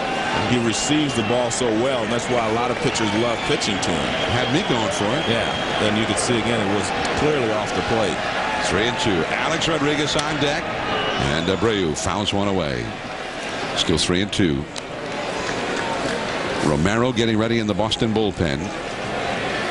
Daisuke Matsuzaka now at 102 pitches for this game. When he made his first start, it was against Kansas City, in Kansas City. And he pitched a beauty. And Mike Sweeney, the big slugger for the Royals, said after, he says, I think from what I saw, he got about 12 different pitches. 3-2 the count. The fork ball struck him out. His 7th strikeout in 7 innings. But he and the Red Sox are trailing. Manny Ramirez, J.D. Drew, Mike Lowell coming up. Sunday night baseball from Fenway Park, and here come the Red Sox into the last of the 7th.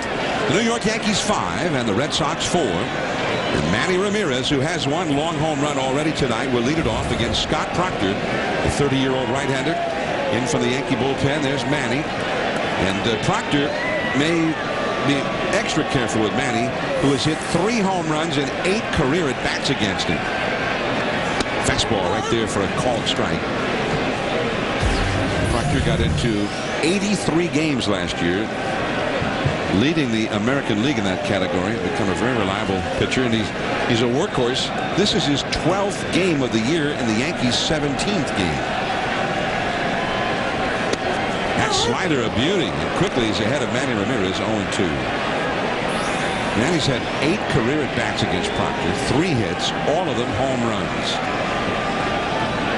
Manny has flied out to shallow right center. He's hit a booming homer to left center. And a check swing comebacker, 1 for 3. High and tight. 1-2. The wind is blowing out to left field. There have been 5 home runs hit in the game. The Red Sox hit 4 of them in a row in the 3rd, starting with Manny against the rookie left-hander Chase Wright. Fastball. That's a base hit to right. Well, he kept him in the yard. But that'll bring up J.D. Drew, who's also homered tonight.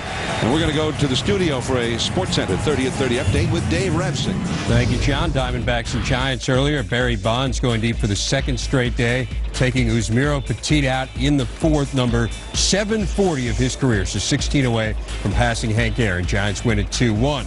NBA, the 6-seeded Nuggets take game 1 from the Spurs. Allen Iverson 31, Carmelo 30 in the upset. The Suns win their opener over the Lakers. Game 4 next Sunday, ABC. Complete highlights after the game. SportsCenter, ESPN News, anytime. That is a pretty big upset. The Nuggets, correct, over in San Antonio. Maybe the Nuggets, they played their best ball down the stretch. Maybe there'll be a surprise in the postseason. Here is J.D. Drew, who struck out, homered, and walked. Called a strike from Proctor on the inside, 1-1. We're talking about how Manny matched up against Proctor and how well he's hitting. I don't think Proctor matches up really well with J.D. Drew because he doesn't really have an off-speed pitch. J.D. Drew, good fastball hitter, good hard stuff hitter. Well, there's a curve. He threw a little slow, took some off. You can see they try to throw J.D. Drew as many breaking balls, curveballs as they can.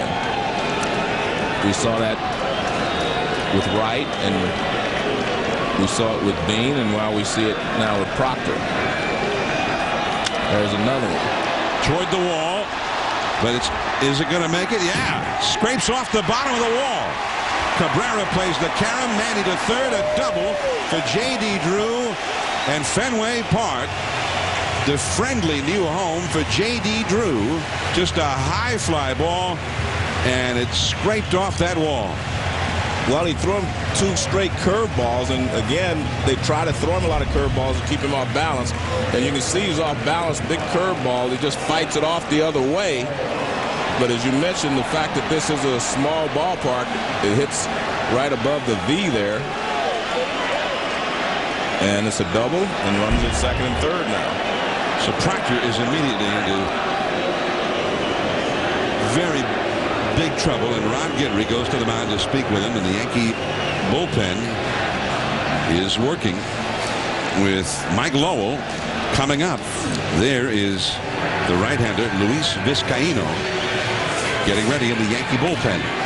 John, while I have a quick moment, I want to say congratulations to my daughter, Ashley, for making the National Gymnastics Finals to be held in Cincinnati in May. And congratulations to all of her teammates at Bear Ariels and all the other ladies around the country who are going to be participating in the Nationals this year. It's a big deal. It's their Super Bowl. Another Morgan athlete. Yeah, well, they get their looks from me and their athletic ability from their mom. That's not the way I heard it. Here's Mike Lowell. They're pulled in at the corners. The slider from Proctor down and away. Now, Proctor pitched an inning yesterday. This is something that Peter Gammons touched on earlier about the exhausted nature of the Yankee bullpen. Proctor had 22 pitches yesterday in 1 inning, and he also pitched 2/3 of an inning here Friday. So he's working for the 3rd consecutive day. And he's in immediate trouble. Runners at 2nd and 3rd, nobody out. Lowell crushes one toward the wall, and off the top of the wall and over the wall. A home run!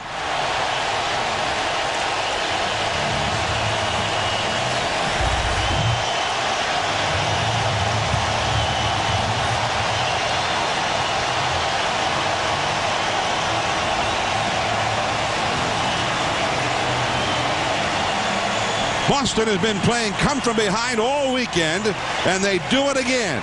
7-5 Red Sox on Mike Lowell's 2nd home run of the game. Well, the ball that J.D. Drew hit was a Fenway ball. This is a line drive, and it may have gone out of any ballpark because it was high and it was a line drive. See the target's low and away, and it's low and in. And he rips it over the wall. It hits right over the top of the wall. And Joe Torre is on his way out. And you can see it there. Excellent call by the umpires. Clearly a home run. Off the base of the light standard out there. Joe Torre goes to get Proctor. It just wasn't his night. 3 batters, 3 runs. Nary a batter retired. Luis Vizcaino comes in for the bullpen. 7-5 Boston with Varitek coming up.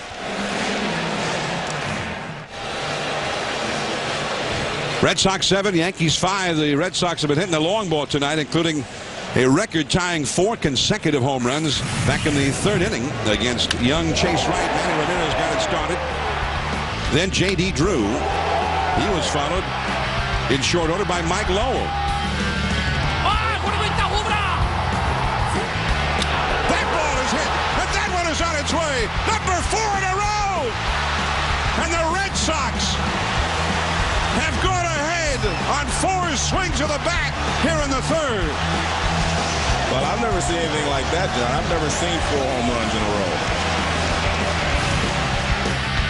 Only the 5th time in the history of Major League Baseball than anybody has ever seen it. Daisuke Matsuzaka, the beneficiary of all of the home run power, as Luis Vizcaino comes in from the Yankee bullpen and delivers ball 1 to Jason Varitek. Varitek is the man who hit the 4th of those 4 home runs. And you heard the description of Mike Lowell's home run in that stretch, courtesy of the JOLF Broadcasting Network, sending this game back to Japan tonight with a voice, Masao Morooka. He got pretty excited, it sounded like to me. Cano throws out Varitek. That's the first out of the 7th inning. Varitek, who has not often been retired in this series. And there's Morooka-san broadcasting the game back to Japan. 作曲家の神山純一です。音楽は人の心を輝かせるもの。住まいは命を守るもの。ライスのマンションは年収構造。 So I'm not sure exactly what. It sounded like we were hearing 2 different broadcasts going right there, but well, one was a lady and the other one was clearly a guy. I noticed that myself, even though it was in Japanese. Correct. There is Willie Mo Pena, and the count is 0-1. Luis Vizcaino in for the Yankees now. Well, Scott Proctor, maybe all of that activity caught up to him, Joe, and kind of foreshadowed by Peter Gammons, who said the Yankees were very concerned that their bullpen was not in very good shape for this game. Well, I also think he has a slight matchup problems against those 3 hitters. You know, obviously Manny is hitting very well, but Lowell's a good fastball hitter. J.D. Drew, good fastball hitter. And they don't care how hard you throw it. If you don't spot it in the right spot, you're going to get hit. Mike Lowell, 2 home runs tonight. The 12th time he's hit 2 or more home runs in a game, but the first time he's ever done it as a member of the Red Sox. Pena chased that slider, didn't get it, 1-2. And the funny thing is Proctor has great stuff, but when you're a fastball pitcher and everything is hard, you have to have, you know, your best stuff. And, you know, like you said, maybe all that caught up with him because he has pitched so often, so early, this early in the season. You take a little bit, you take 3 inches off of somebody's fastball, and it makes a big difference. Lowell got 2 homers and 4 batted in tonight. And 3 homers and 14 batted in for the year. A slider and another strikeout. And Pena, he's been seeing a steady diet of those tonight. He struck out 3 straight times. Now Dustin Pedroia. The Red Sox on top of the American League East at the start of the day. 11 wins, 5 losses. And Joe, the 5 home runs tonight, I think that kind of reminded of some Red Sox teams over the years who had that kind of power. But that's not exactly the way they've been doing it most of this year. They've been doing it with excellent pitching. They've been at the top of the league in pitching. Well, their starters have averaged over 6 innings of, per start. Pedroia, he's got his second hit. The rookie second baseman who came into the game hitting only 158. He swung the bat well tonight, a single and a double.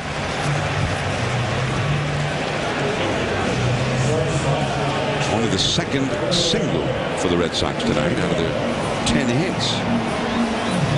Here's the leadoff man, Julio Lugo, with Pedroia at first. We've seen the Red Sox steal 2 bases in this game. I don't know if Pedroia is much of a base stealer, Joe. I don't think so. Here's Lugo, but this would be a time for a steal. Although maybe not tonight with the wind blowing out to left field. Lugo's got some pop. He can hit a home run. Slider from Vizcaino, ball 1. When I sit next to you, I always think that everybody should steal when it's a stealing situation. Joe Morgan, who stole 689 bases in his career.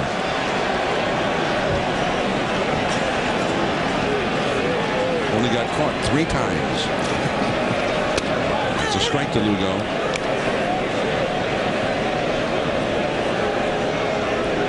I'm looking up Pedroia, Joe. Okay. And he's not a base stealer.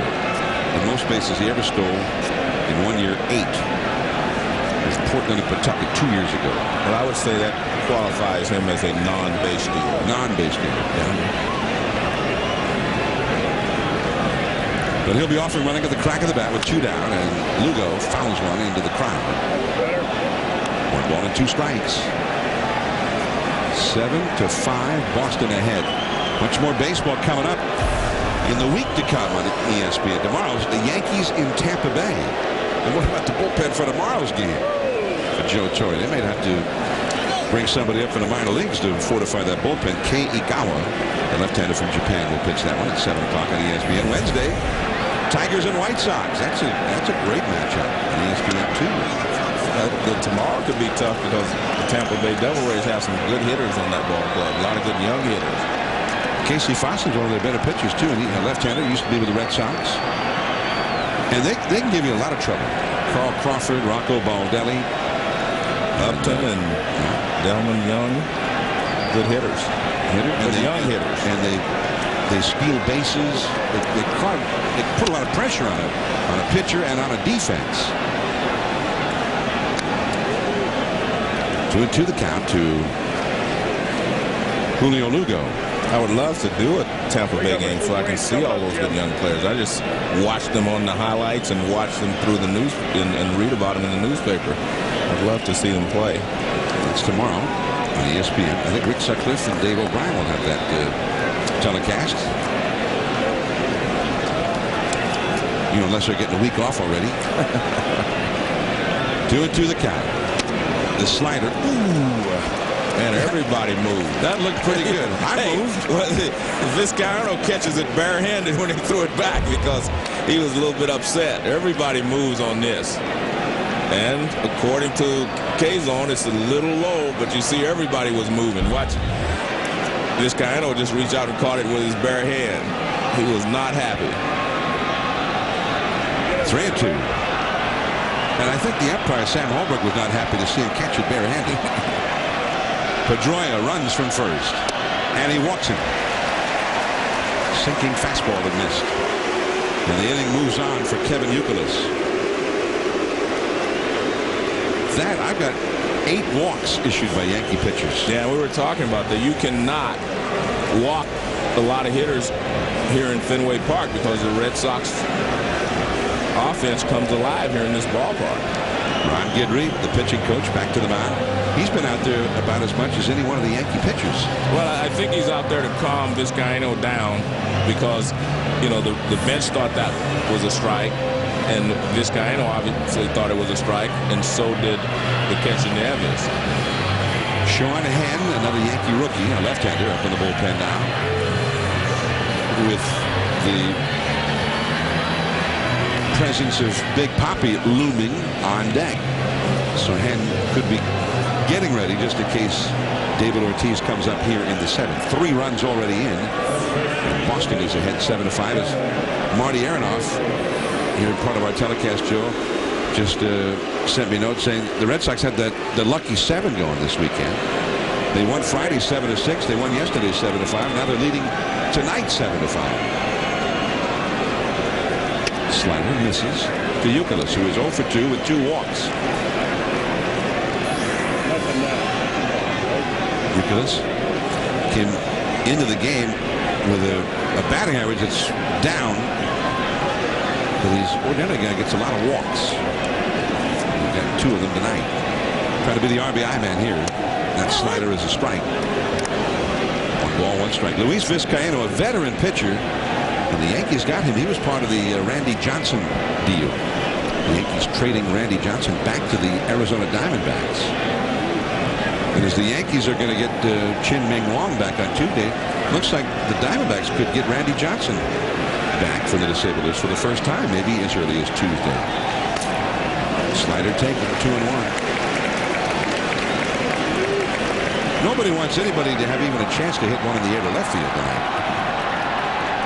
In this inning, the Red Sox, J.D. Drew lofted just a high, lazy-looking fly to left down the line that scraped off the wall for a couple. And Lowell hit one just over the wall for a 3-run homer. 2-1. To Jeter. Over to Cano for the force out on Lugo, and the inning is over. Big Papi stranded on deck. Alex Rodriguez, and then Jason Giambi. Robinson Cano, power coming up for the Yankees. And in part by Volvo. Experience the full line of 2007 Volvos. Who would you give a Volvo to? Volvo for life. Sunday night baseball from Boston, and the hometown 9 has a 7-5 lead as they attempt to sweep a series for the Yankees at Fenway for the first time in 17 years. 7-5 Boston. And Matsuzaka is still in there. 8th inning, Alex Rodriguez leads off against him. And that little wrinkle on that one, swung out and missed. A-Rod was hit by a pitch his first time and then struck out his next 2 times. Any connection there, Joe? Well, I don't know if there was any connection. I know that he's pitched him tough. He's pitched him inside a little bit more than they had been. And I still don't think he was trying to hit him. I just think he was trying to go up and in, and he doesn't know how to do that yet. Little bit low with that fastball. Pitch number 105 for Daisuke Matsuzaka. Coco Crisp takes over in center field for William Opeña. He too, as is David Ortiz, wearing number 42 in tribute to Jackie Robinson. Red Sox celebrating Jackie Robinson Day at Fenway after getting rained out of Jackie Robinson Day last Sunday. And that sinker is low, 2-1. John, I wanted to say I really miss not seeing Bernie Williams here. You know, Bernie Williams all these years, this is the first time I've ever done a Yankee game, you know, without Bernie being around someplace and having a chance to talk to him. So I'm sure the Yankee fans miss Bernie as well. Looks like Bernie's career is over. A strike. You know, what I'm finding here, just watching A-Rod tonight, is that he's thinking, you know, Daisuke, they talk about how many pitches he has. Well, it seems to me that they're trying to think with him or looking for something, and they're not getting it. Although most of their hits have come on off-speed pitches or something other than the fastball. Tells me that they may be looking for something other than fastballs. Jason Giambi, 3 RBIs tonight, is on deck. 2-2. Fastball. And base hit. Good hitting there by A-Rod. And that extends his hitting streak. I don't think he's got a hit in every ball game they've had this year. He tried to get a fastball in on him that last pitch.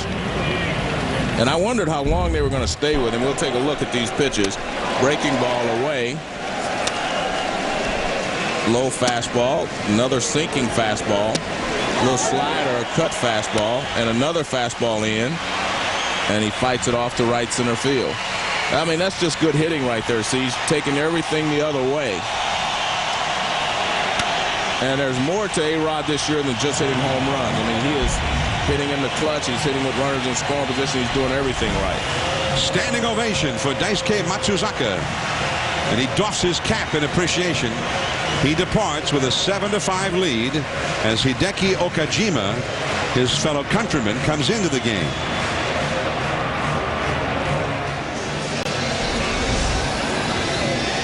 Red Sox 7, the Yankees 5. Daisuke Matsuzaka back in the dugout. His night is over. Julian Tavares over chatting with him. And there is Hideki Okajima, also a Japanese import. And Peter Gammons, Okajima gave up a home run to the first batter he faced this year in Kansas City, and he's been lights out ever since. Well, John, what pitching coach John Farrell found was, even though he just showed fastball, curveball in spring training, he noticed him throwing this odd changeup screwball with a split grip, and he started throwing it. And ever since he started throwing it, he has been dominant. He got the save Friday night. He got them to Papelbon in the ninth inning yesterday, and all of a sudden he has a chance to become a very important pitcher for this team.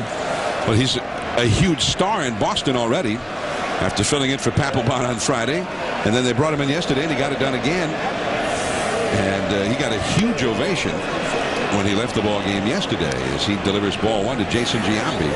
And he, like Daisuke, pretty much standard overhand three-quarters breaking balls and release points, so he's not a trickster either. He relies on his good stuff to get hitters out. Daisuke threw 108 pitches tonight, 7 innings plus, 5 runs, 8 hits allowed, 7 strikeouts. Curveball, a high curveball for a strike. Giambi driven in 3 tonight with a double to left center. Single homer run his next time up, fouled out to the catcher in the 5th. Facing the left-hander. Now on deck is another lefty, Cano, and another lefty, Minkei. Perfect time to bring in Okajima, although he's working for the 3rd straight day. Popped up, and they had the shift out for Giambi, so at shortstop is Lowell. The wind carries it, and he has to go back to backhand it. Although I think they would have gotten somebody out because Rodriguez had to hold on at first base on that pop-up. Anyway, he caught it, and there's one away. Okajima got Alex Rodriguez for the final out on Friday as he got his first major league save. And then yesterday he got Giambi in the 7th inning, and that's when he got the huge ovation. Okajima, much less heralded than Daisuke, but he's been a pretty valuable member of this pitching staff early on this year. You know, you and I did that opening day game in Kansas City. The first pitch he threw, John Buck of Kansas City hit a home run against him. He's only allowed 1 hit since then. Cano, curve hangs high for ball 1. He's now at 8 2/3 innings for the year, only 2 hits allowed, 10 strikeouts, and only 2 walks. So after the home run to Buck, there's been almost nothing allowed ever since. Cano is 1 for 3. He singled and scored a run in the 6th. Runner going. The ball is into left center field. Coco Crisp can't get to it. A-Rod was getting ready to leave second base and go back to first, and the ball just fell in front of Crisp, and Cano gets his 2nd hit. And here come the Yankees. 2 men on, and the Yankees are going to bring up a pinch hitter. Well, they were trying to get something started. There goes A-Rod. It's a hit and run going the other way. And A-Rod dove into second base. He didn't know where the ball was, but then he found it. And they get runners at first and second. So he bought their deke. Yeah, well, I think he definitely. Well, I thought Posada could pinch hit, so here he is. Yeah. Jorge Posada, the pinch hitter, against Daisuke Matsuzaka. Posada, Matsuzaka's out. I got the wrong Japanese pitcher. He's out of the game, and his reliever is Okajima. And the curveball is too high for ball 1 to Posada, who's hitting .358. 2 homers and 11 runs batted in. There is Matsuzaka with the jacket on in the dugout now. And there's still a question, right? Okajima, this is his 3rd straight game. And he's facing a guy who's been a hot hitter this early season. Jorge Posada. And the curveball has been hanging high almost since he came into the game. 2-0.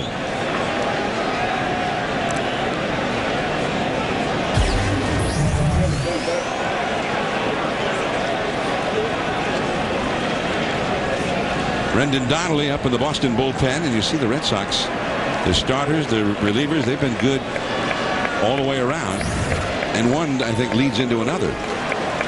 The starters have kept the bullpen from being overworked. They've pitched the fewest innings of any bullpen in the league up till now, unlike the Yankees.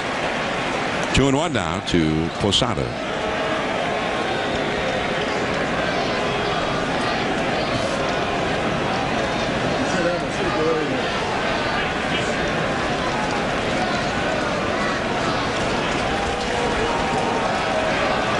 The possible tying runs are on base. A-Rod at second, Cano at first. Now the curveball, he got the strike on the high call. 2-2. And Posada disagrees. He's talking to Sam Holbrook, the plate umpire, about it. Let's take a look at the nationwide K-zone and see what it looks like. Well, it says it got the top of the strike zone. Georgie a little upset. I mean, the count would have been 3-1 if it had been called a ball. Now it's 2-2. They'll have to swing at anything close. The fastball just off the inside. And now it's the Fenway crowd that is outraged. Well, it was a good pitch there by Okajima in that if he could have gotten it over the plate, he probably would have been able to get him out after throwing him that many curveballs in a row. So now the runners will be running. A-Rod from second, and Cano the possible. Well, with one out. Yeah, maybe. Yeah. Taking a guess. Yeah, well A-Rod took off. A-Rod took off when Okajima, he was going on the first motion from Okajima. Well, he kind of gave it away there. Yeah, but he was thinking like you. He thought it was 2 outs, and they just reminded him from first base that there's only 1 out. There's only 1 out, so he can't just take off. 3-2. They're not running. And ball 4. The bases are loaded. Man. I didn't think that was a good running spot, but I didn't want to disagree with you, but I didn't think it was good running. I was on a roll. Yeah, but I didn't think, 3-1, you're down. Posada can hit the ball out of the ballpark, but he's coming off the bench. Melky Cabrera, a switch hitter coming up, and it will be from the bullpen. Brendan Donnelly coming in, replacing Okajima. A base hit could tie this game.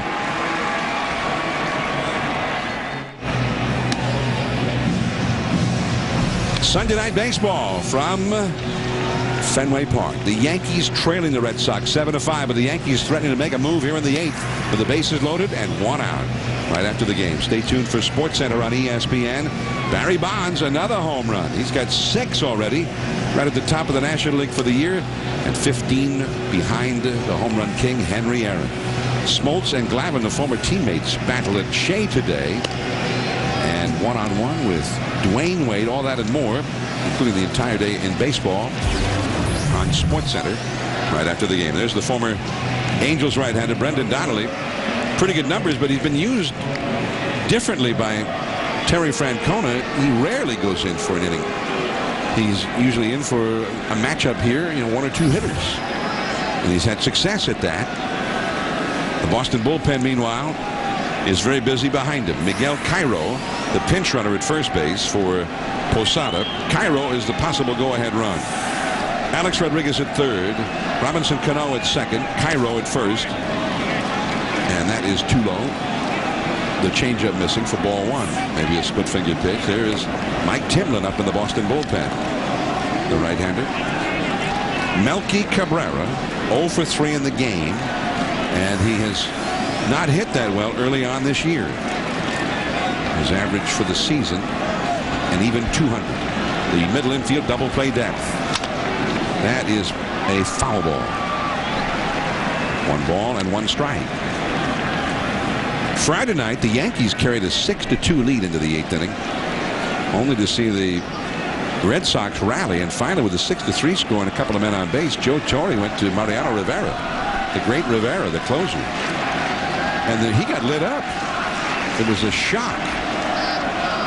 Before he got through the inning, 4 runs had scored, and Boston was ahead. They won the game. To first base, Youkilis. They get 1.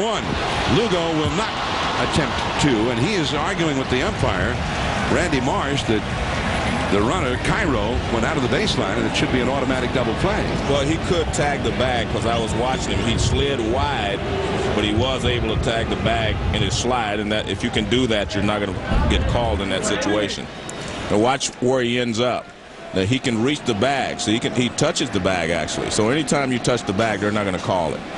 As long as you can reach and touch the bag, they're not going to call it. But he slid over the corner of the bag, and he touched the bag, so no way you can call him out. So Alex Rodriguez scored on that force out. Now it is 7-6. That run charged to Matsuzaka. So the right-hander Daisuke Matsuzaka ends up allowing 6 runs in 7+ innings. With 2 men on, here comes Josh Phelps, a Rule 5 acquisition, and Matsuzaka still very present in that Boston dugout, leaning up against the railing, intently watching the action. 7-6 Boston. The possible tying run is now at third in the person of Robinson Cano. The possible go-ahead run at first, Melky Cabrera. And here is Phelps pinch hitting for Nieves. And that would mean, Joe, that Phelps, the emergency catcher, would have to catch. Well, being an emergency.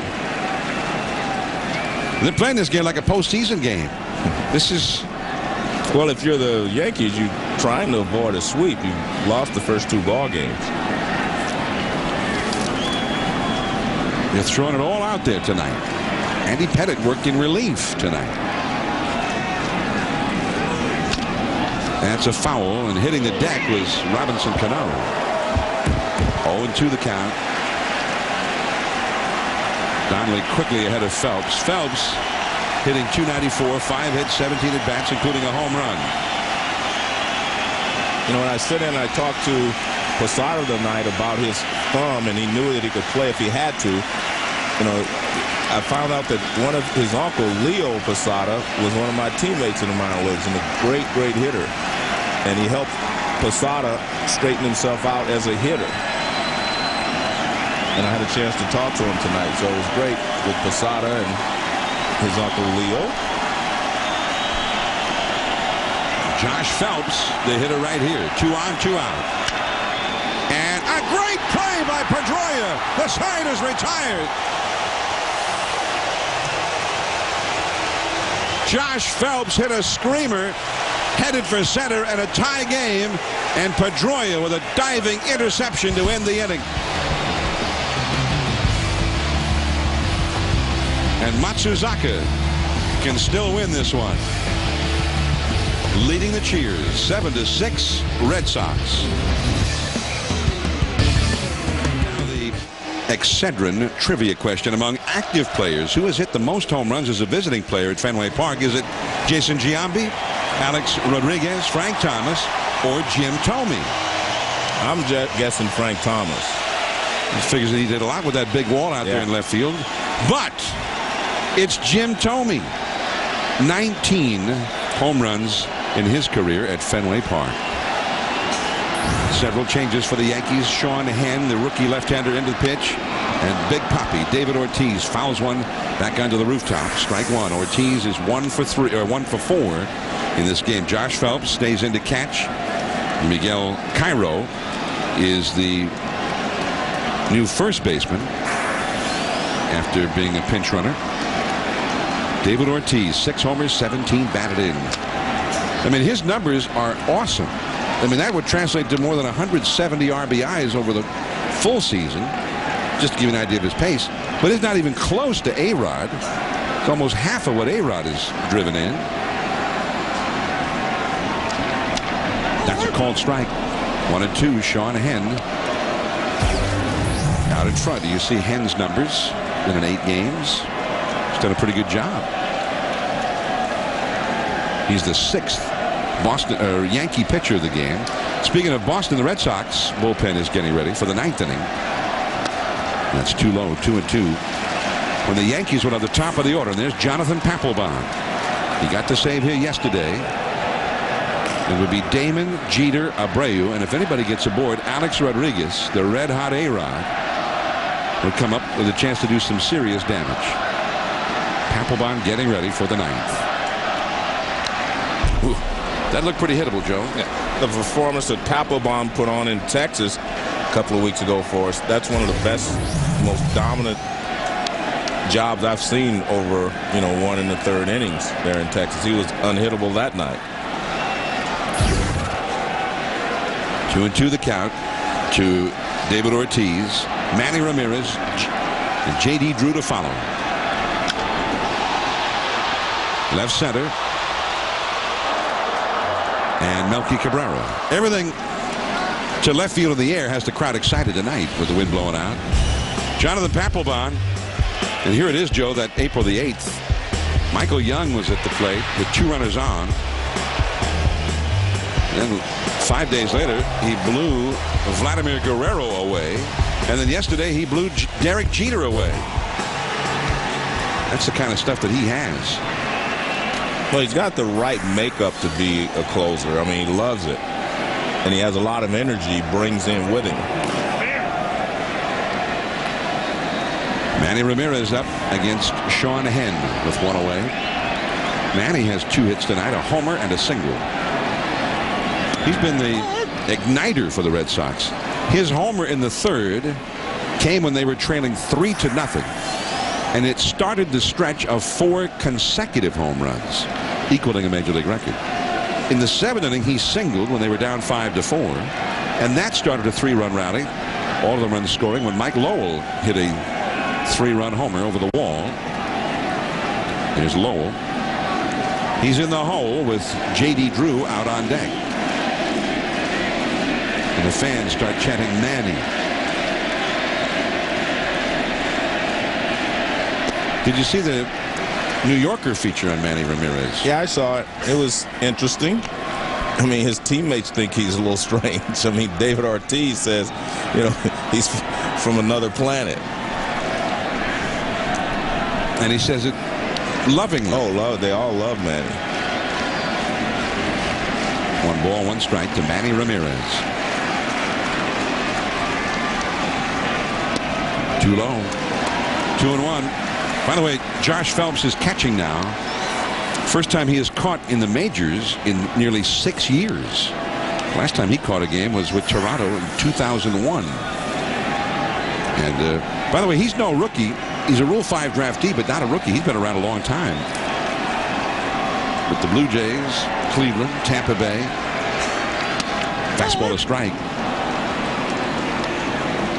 But the Yankees selected him in the Rule 5 draft. Usually when a guy gets selected in the Rule 5 draft, he's a rookie. Jorge Posada not available to catch tonight. They used him as a pinch hitter. Then Phelps hit for Nieves, the backup catcher. So he's the emergency option. And Joe Torre decided, well, this is an emergency. We're training the Red Sox. It's late. We got to do something right now. And Phelps almost delivered. I mean, he missed delivering by just inches. He scalded one up the middle. It looked like a game-tying base hit. But Dustin Pedroia made a headlong diving catch. Full count now to Manny, 3-2. SportsCenter will be along right after the game. We're meanwhile at Fenway with the Red Sox and Yankees having one of their battles. 7-6, Boston ahead. Yankees have led 2 different times in this game. 3-2. Fouled into the crowd off to the right.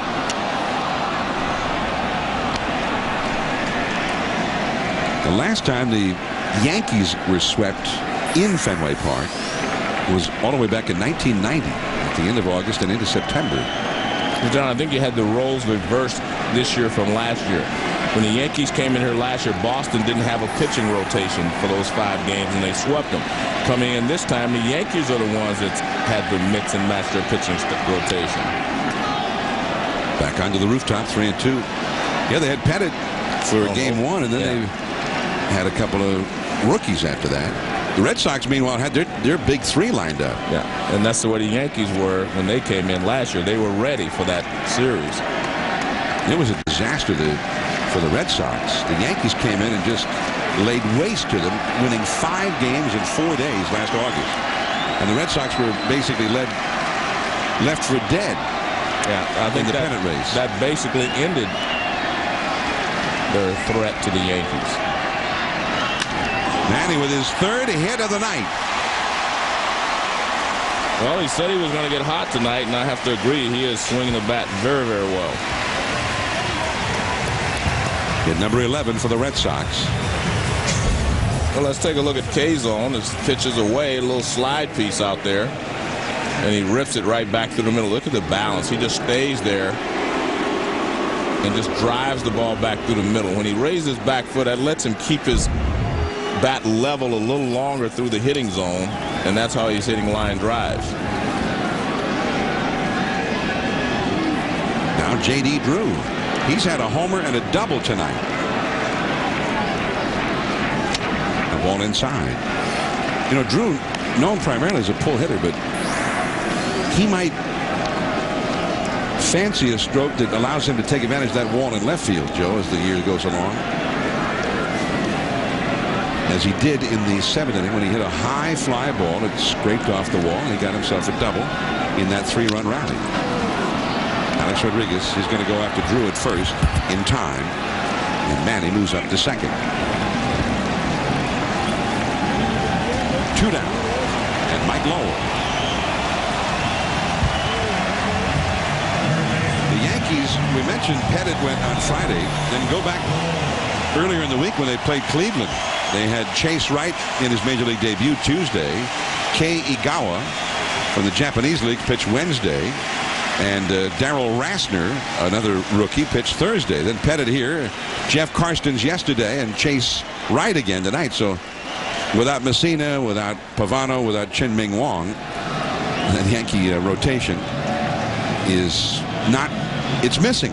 Yeah, with all that going on, John, Peter Pasquarelli just gave me a great note. It says with all the difference between these two rotations, the Yankees not having one and Boston having it set up, they've only outscored New York 21-17 in these 3 ball games so far. That's kind of interesting because, as you mentioned, they had Schilling, Beckett, and Matsuzaka ready for the Yankees this time. It's right. The Red Sox have been coming from behind all 3 games. Yeah. They were down 6-2 in the 8th inning Friday and won. They were down 4-2 yesterday early in that game. They came back to win it. They were down 3-0 in this one. Came back and went ahead, and then later they were down 5-4 into the 7th inning. They're leading 7-6 right now. Papelbon getting ready for the 9th as Mike Lowell, who's hit 2 home runs, stands in. He's got Manny Ramirez in scoring position.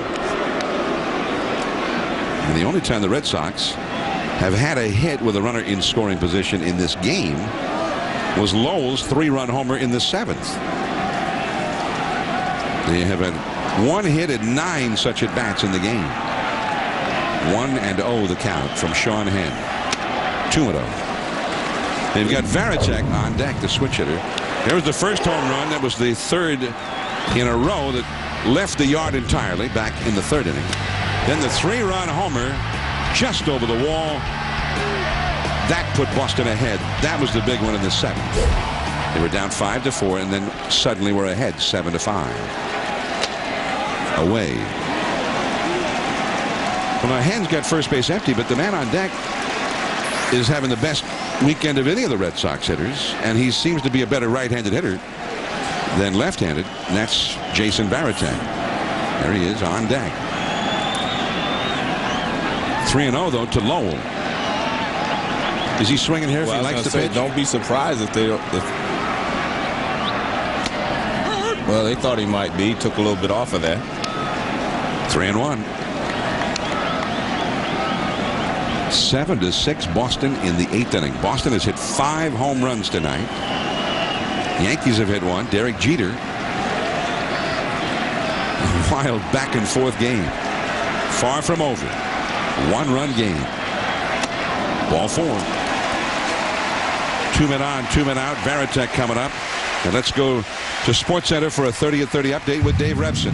Okay, John, Diamondbacks Giants earlier today. Barry Bonds homering for the 2nd straight day as he took Uzmiro Petit deep in the 4th, number 740 of his career. 16 away now from passing Hank Aaron. Giants won the game 2-1. NBA 6-seeded Nuggets take game 1 from the Spurs. Allen Iverson 31, Carmelo Anthony 30 in the upset. Suns win their opener over the Lakers 95-87. Game 4 next Sunday on ABC. Highlights after the game. Sports Center, ESPN News, anytime. Thanks, Dave. And here is Jason Varitek. He homered in the third and is 1 for 3 with a walk in the game. Right to Jeter. Over to Cano for the force out on Lowell. Just like that, the inning is over. 12 left on with the Red Sox. Now Papelbon should be popping through that bullpen gate here momentarily. We would guess with Damon, Jeter, and Abreu due up. Alex Rodriguez due fourth, as he was yesterday when Papelbon came in. 7-6 Boston, and here comes Papelbon.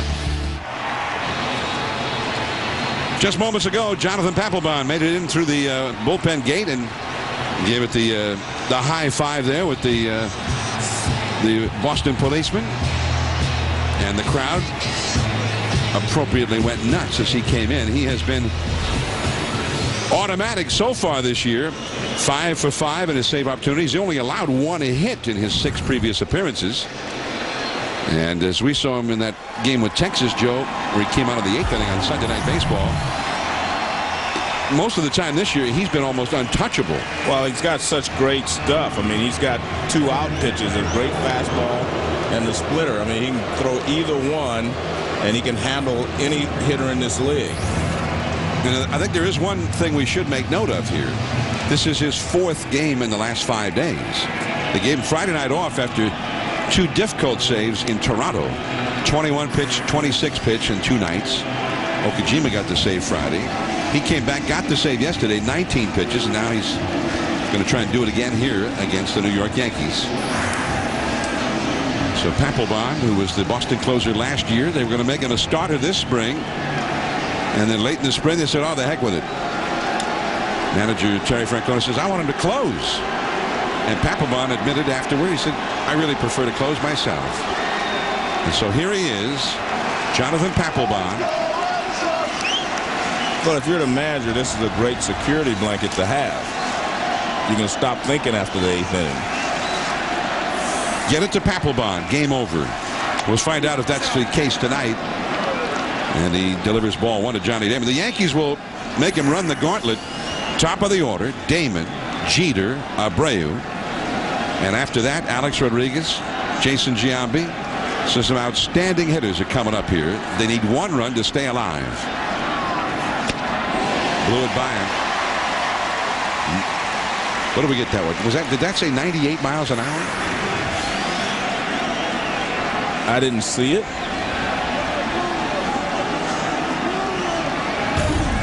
.98, our gun said.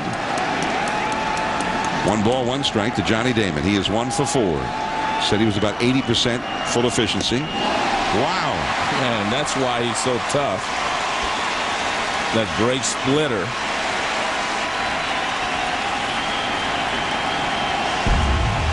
Watch how this ball, I mean, it just disappears. When he throws so hard, you do not have a lot of time to make up your mind, and the bottom falls out of that splitter. That pitch looked unhittable. 1 ball, 2 strike. The crowd on its feet. Damon fights off the fastball. 1-2. Papelbon, in 6 1/3 innings before tonight, had allowed 1 hit and also had 12 strikeouts. So he's got 19 outs in his games, 12 of them on strikeouts.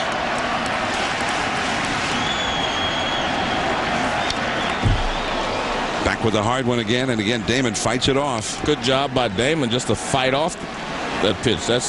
He was trying to put him away with a fastball in, but he's thrown him 2 straight fastballs. Now you'll probably see the splitter.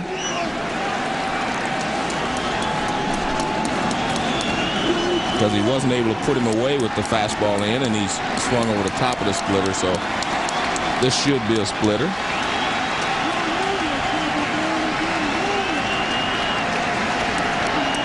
The splitter, and Damon with a check swing.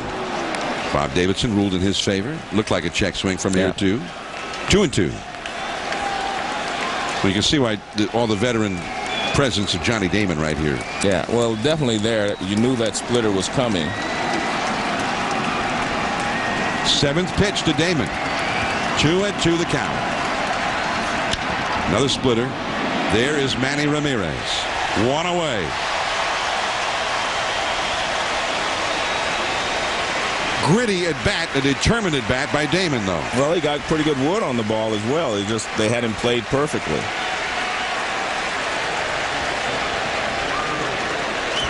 Of these first 3 hitters, Damon, Jeter, and Abreu, the only one of the 3 ever to have had a hit against Papelbon is now at the plate.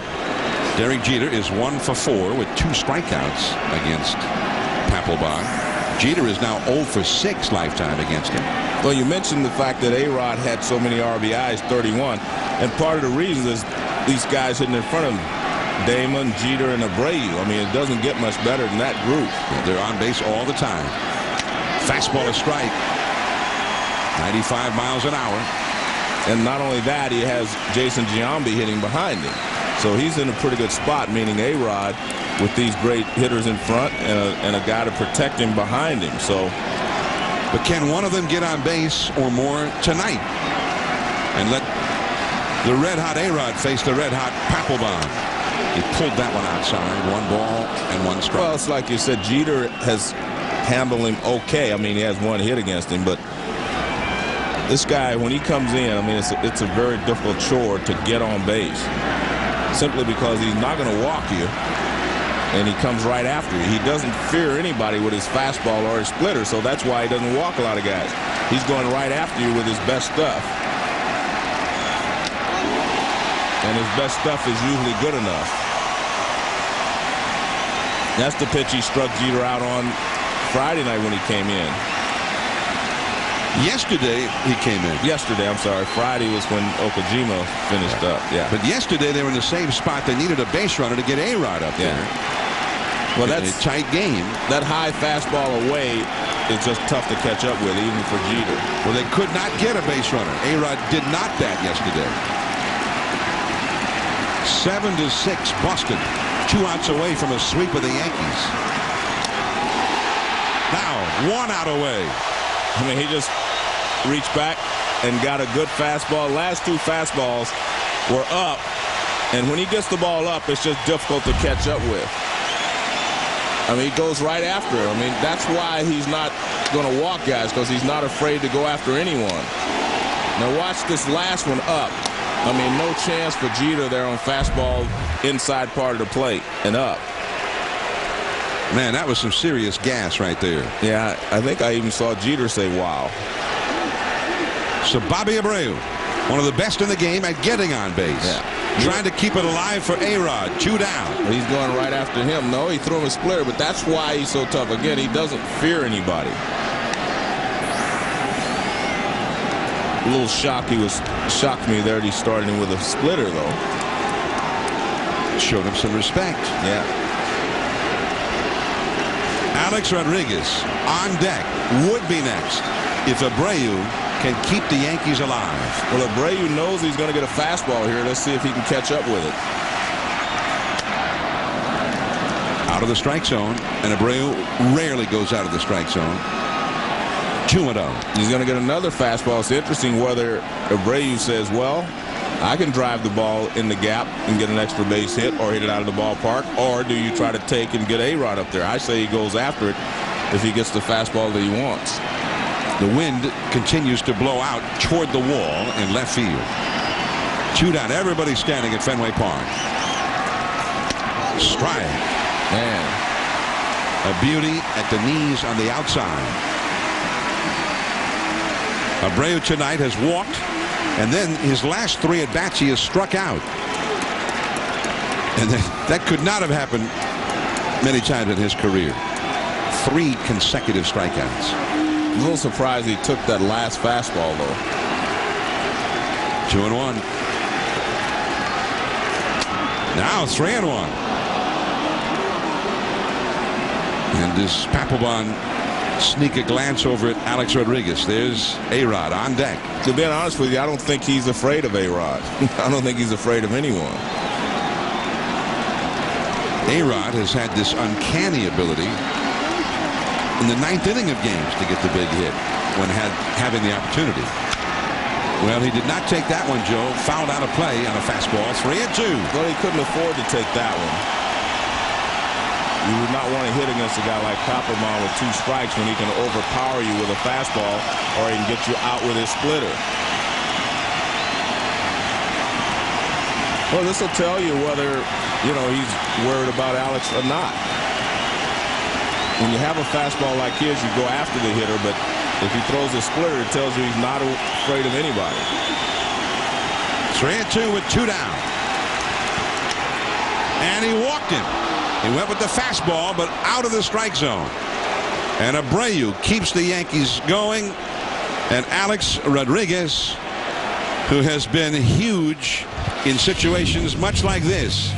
He hit a grand slam to end the game against Baltimore. They were down by a run in the 9th at Yankee Stadium, April the 7th. Hit it into the black seats, no less.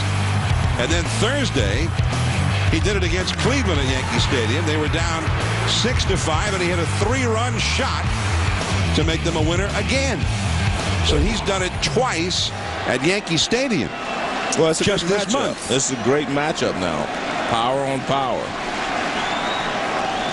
Alex Rodriguez is 1 for 3 and was hit by a pitch. That's a slider, a little different wrinkle. He's been throwing fastball splitter. Alex Rodriguez having one of the greatest starts to a season the game has ever seen. He's had nearly twice as many runs batted in as the second best RBI man in either league so far this year. He's had 12 home runs already. The great closer and the great slugger, the game on the line, a 1-run game in the 9th. Came after him with a fastball. He challenged him, and A-Rod was late on it. A pop foul into the crowd. 2 strikes.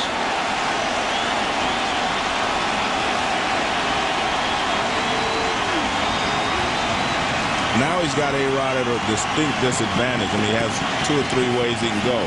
He can go with the high fastball up and out of the strike zone, or he can throw the splitter and try to get him to chase it. A-Rod has only faced Papelbon twice in his career, and Papelbon struck him out both of those times. 0-2. High fastball. There's Lowell over to Pedroia, forcing Abreu, and the Red Sox, for the first time in 17 years, sweep the Yankees at Fenway Park. They had to come from behind in all 3 games to do it, and tonight they had to equal history with 4 consecutive home runs in 1 inning to do it. But do it they did, and Matsuzaka, for the record, the first time he faces the Yankees, beats the Yankees with considerable help.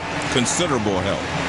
Our Chevrolet player of the game is from one of the guys who helped make it happen. Mike Lowell, 2 home runs, 4 runs batted in recognition of his outstanding play. Chevrolet will make a $1,000 contribution to Major League Baseball's youth outreach program, reviving baseball in inner cities.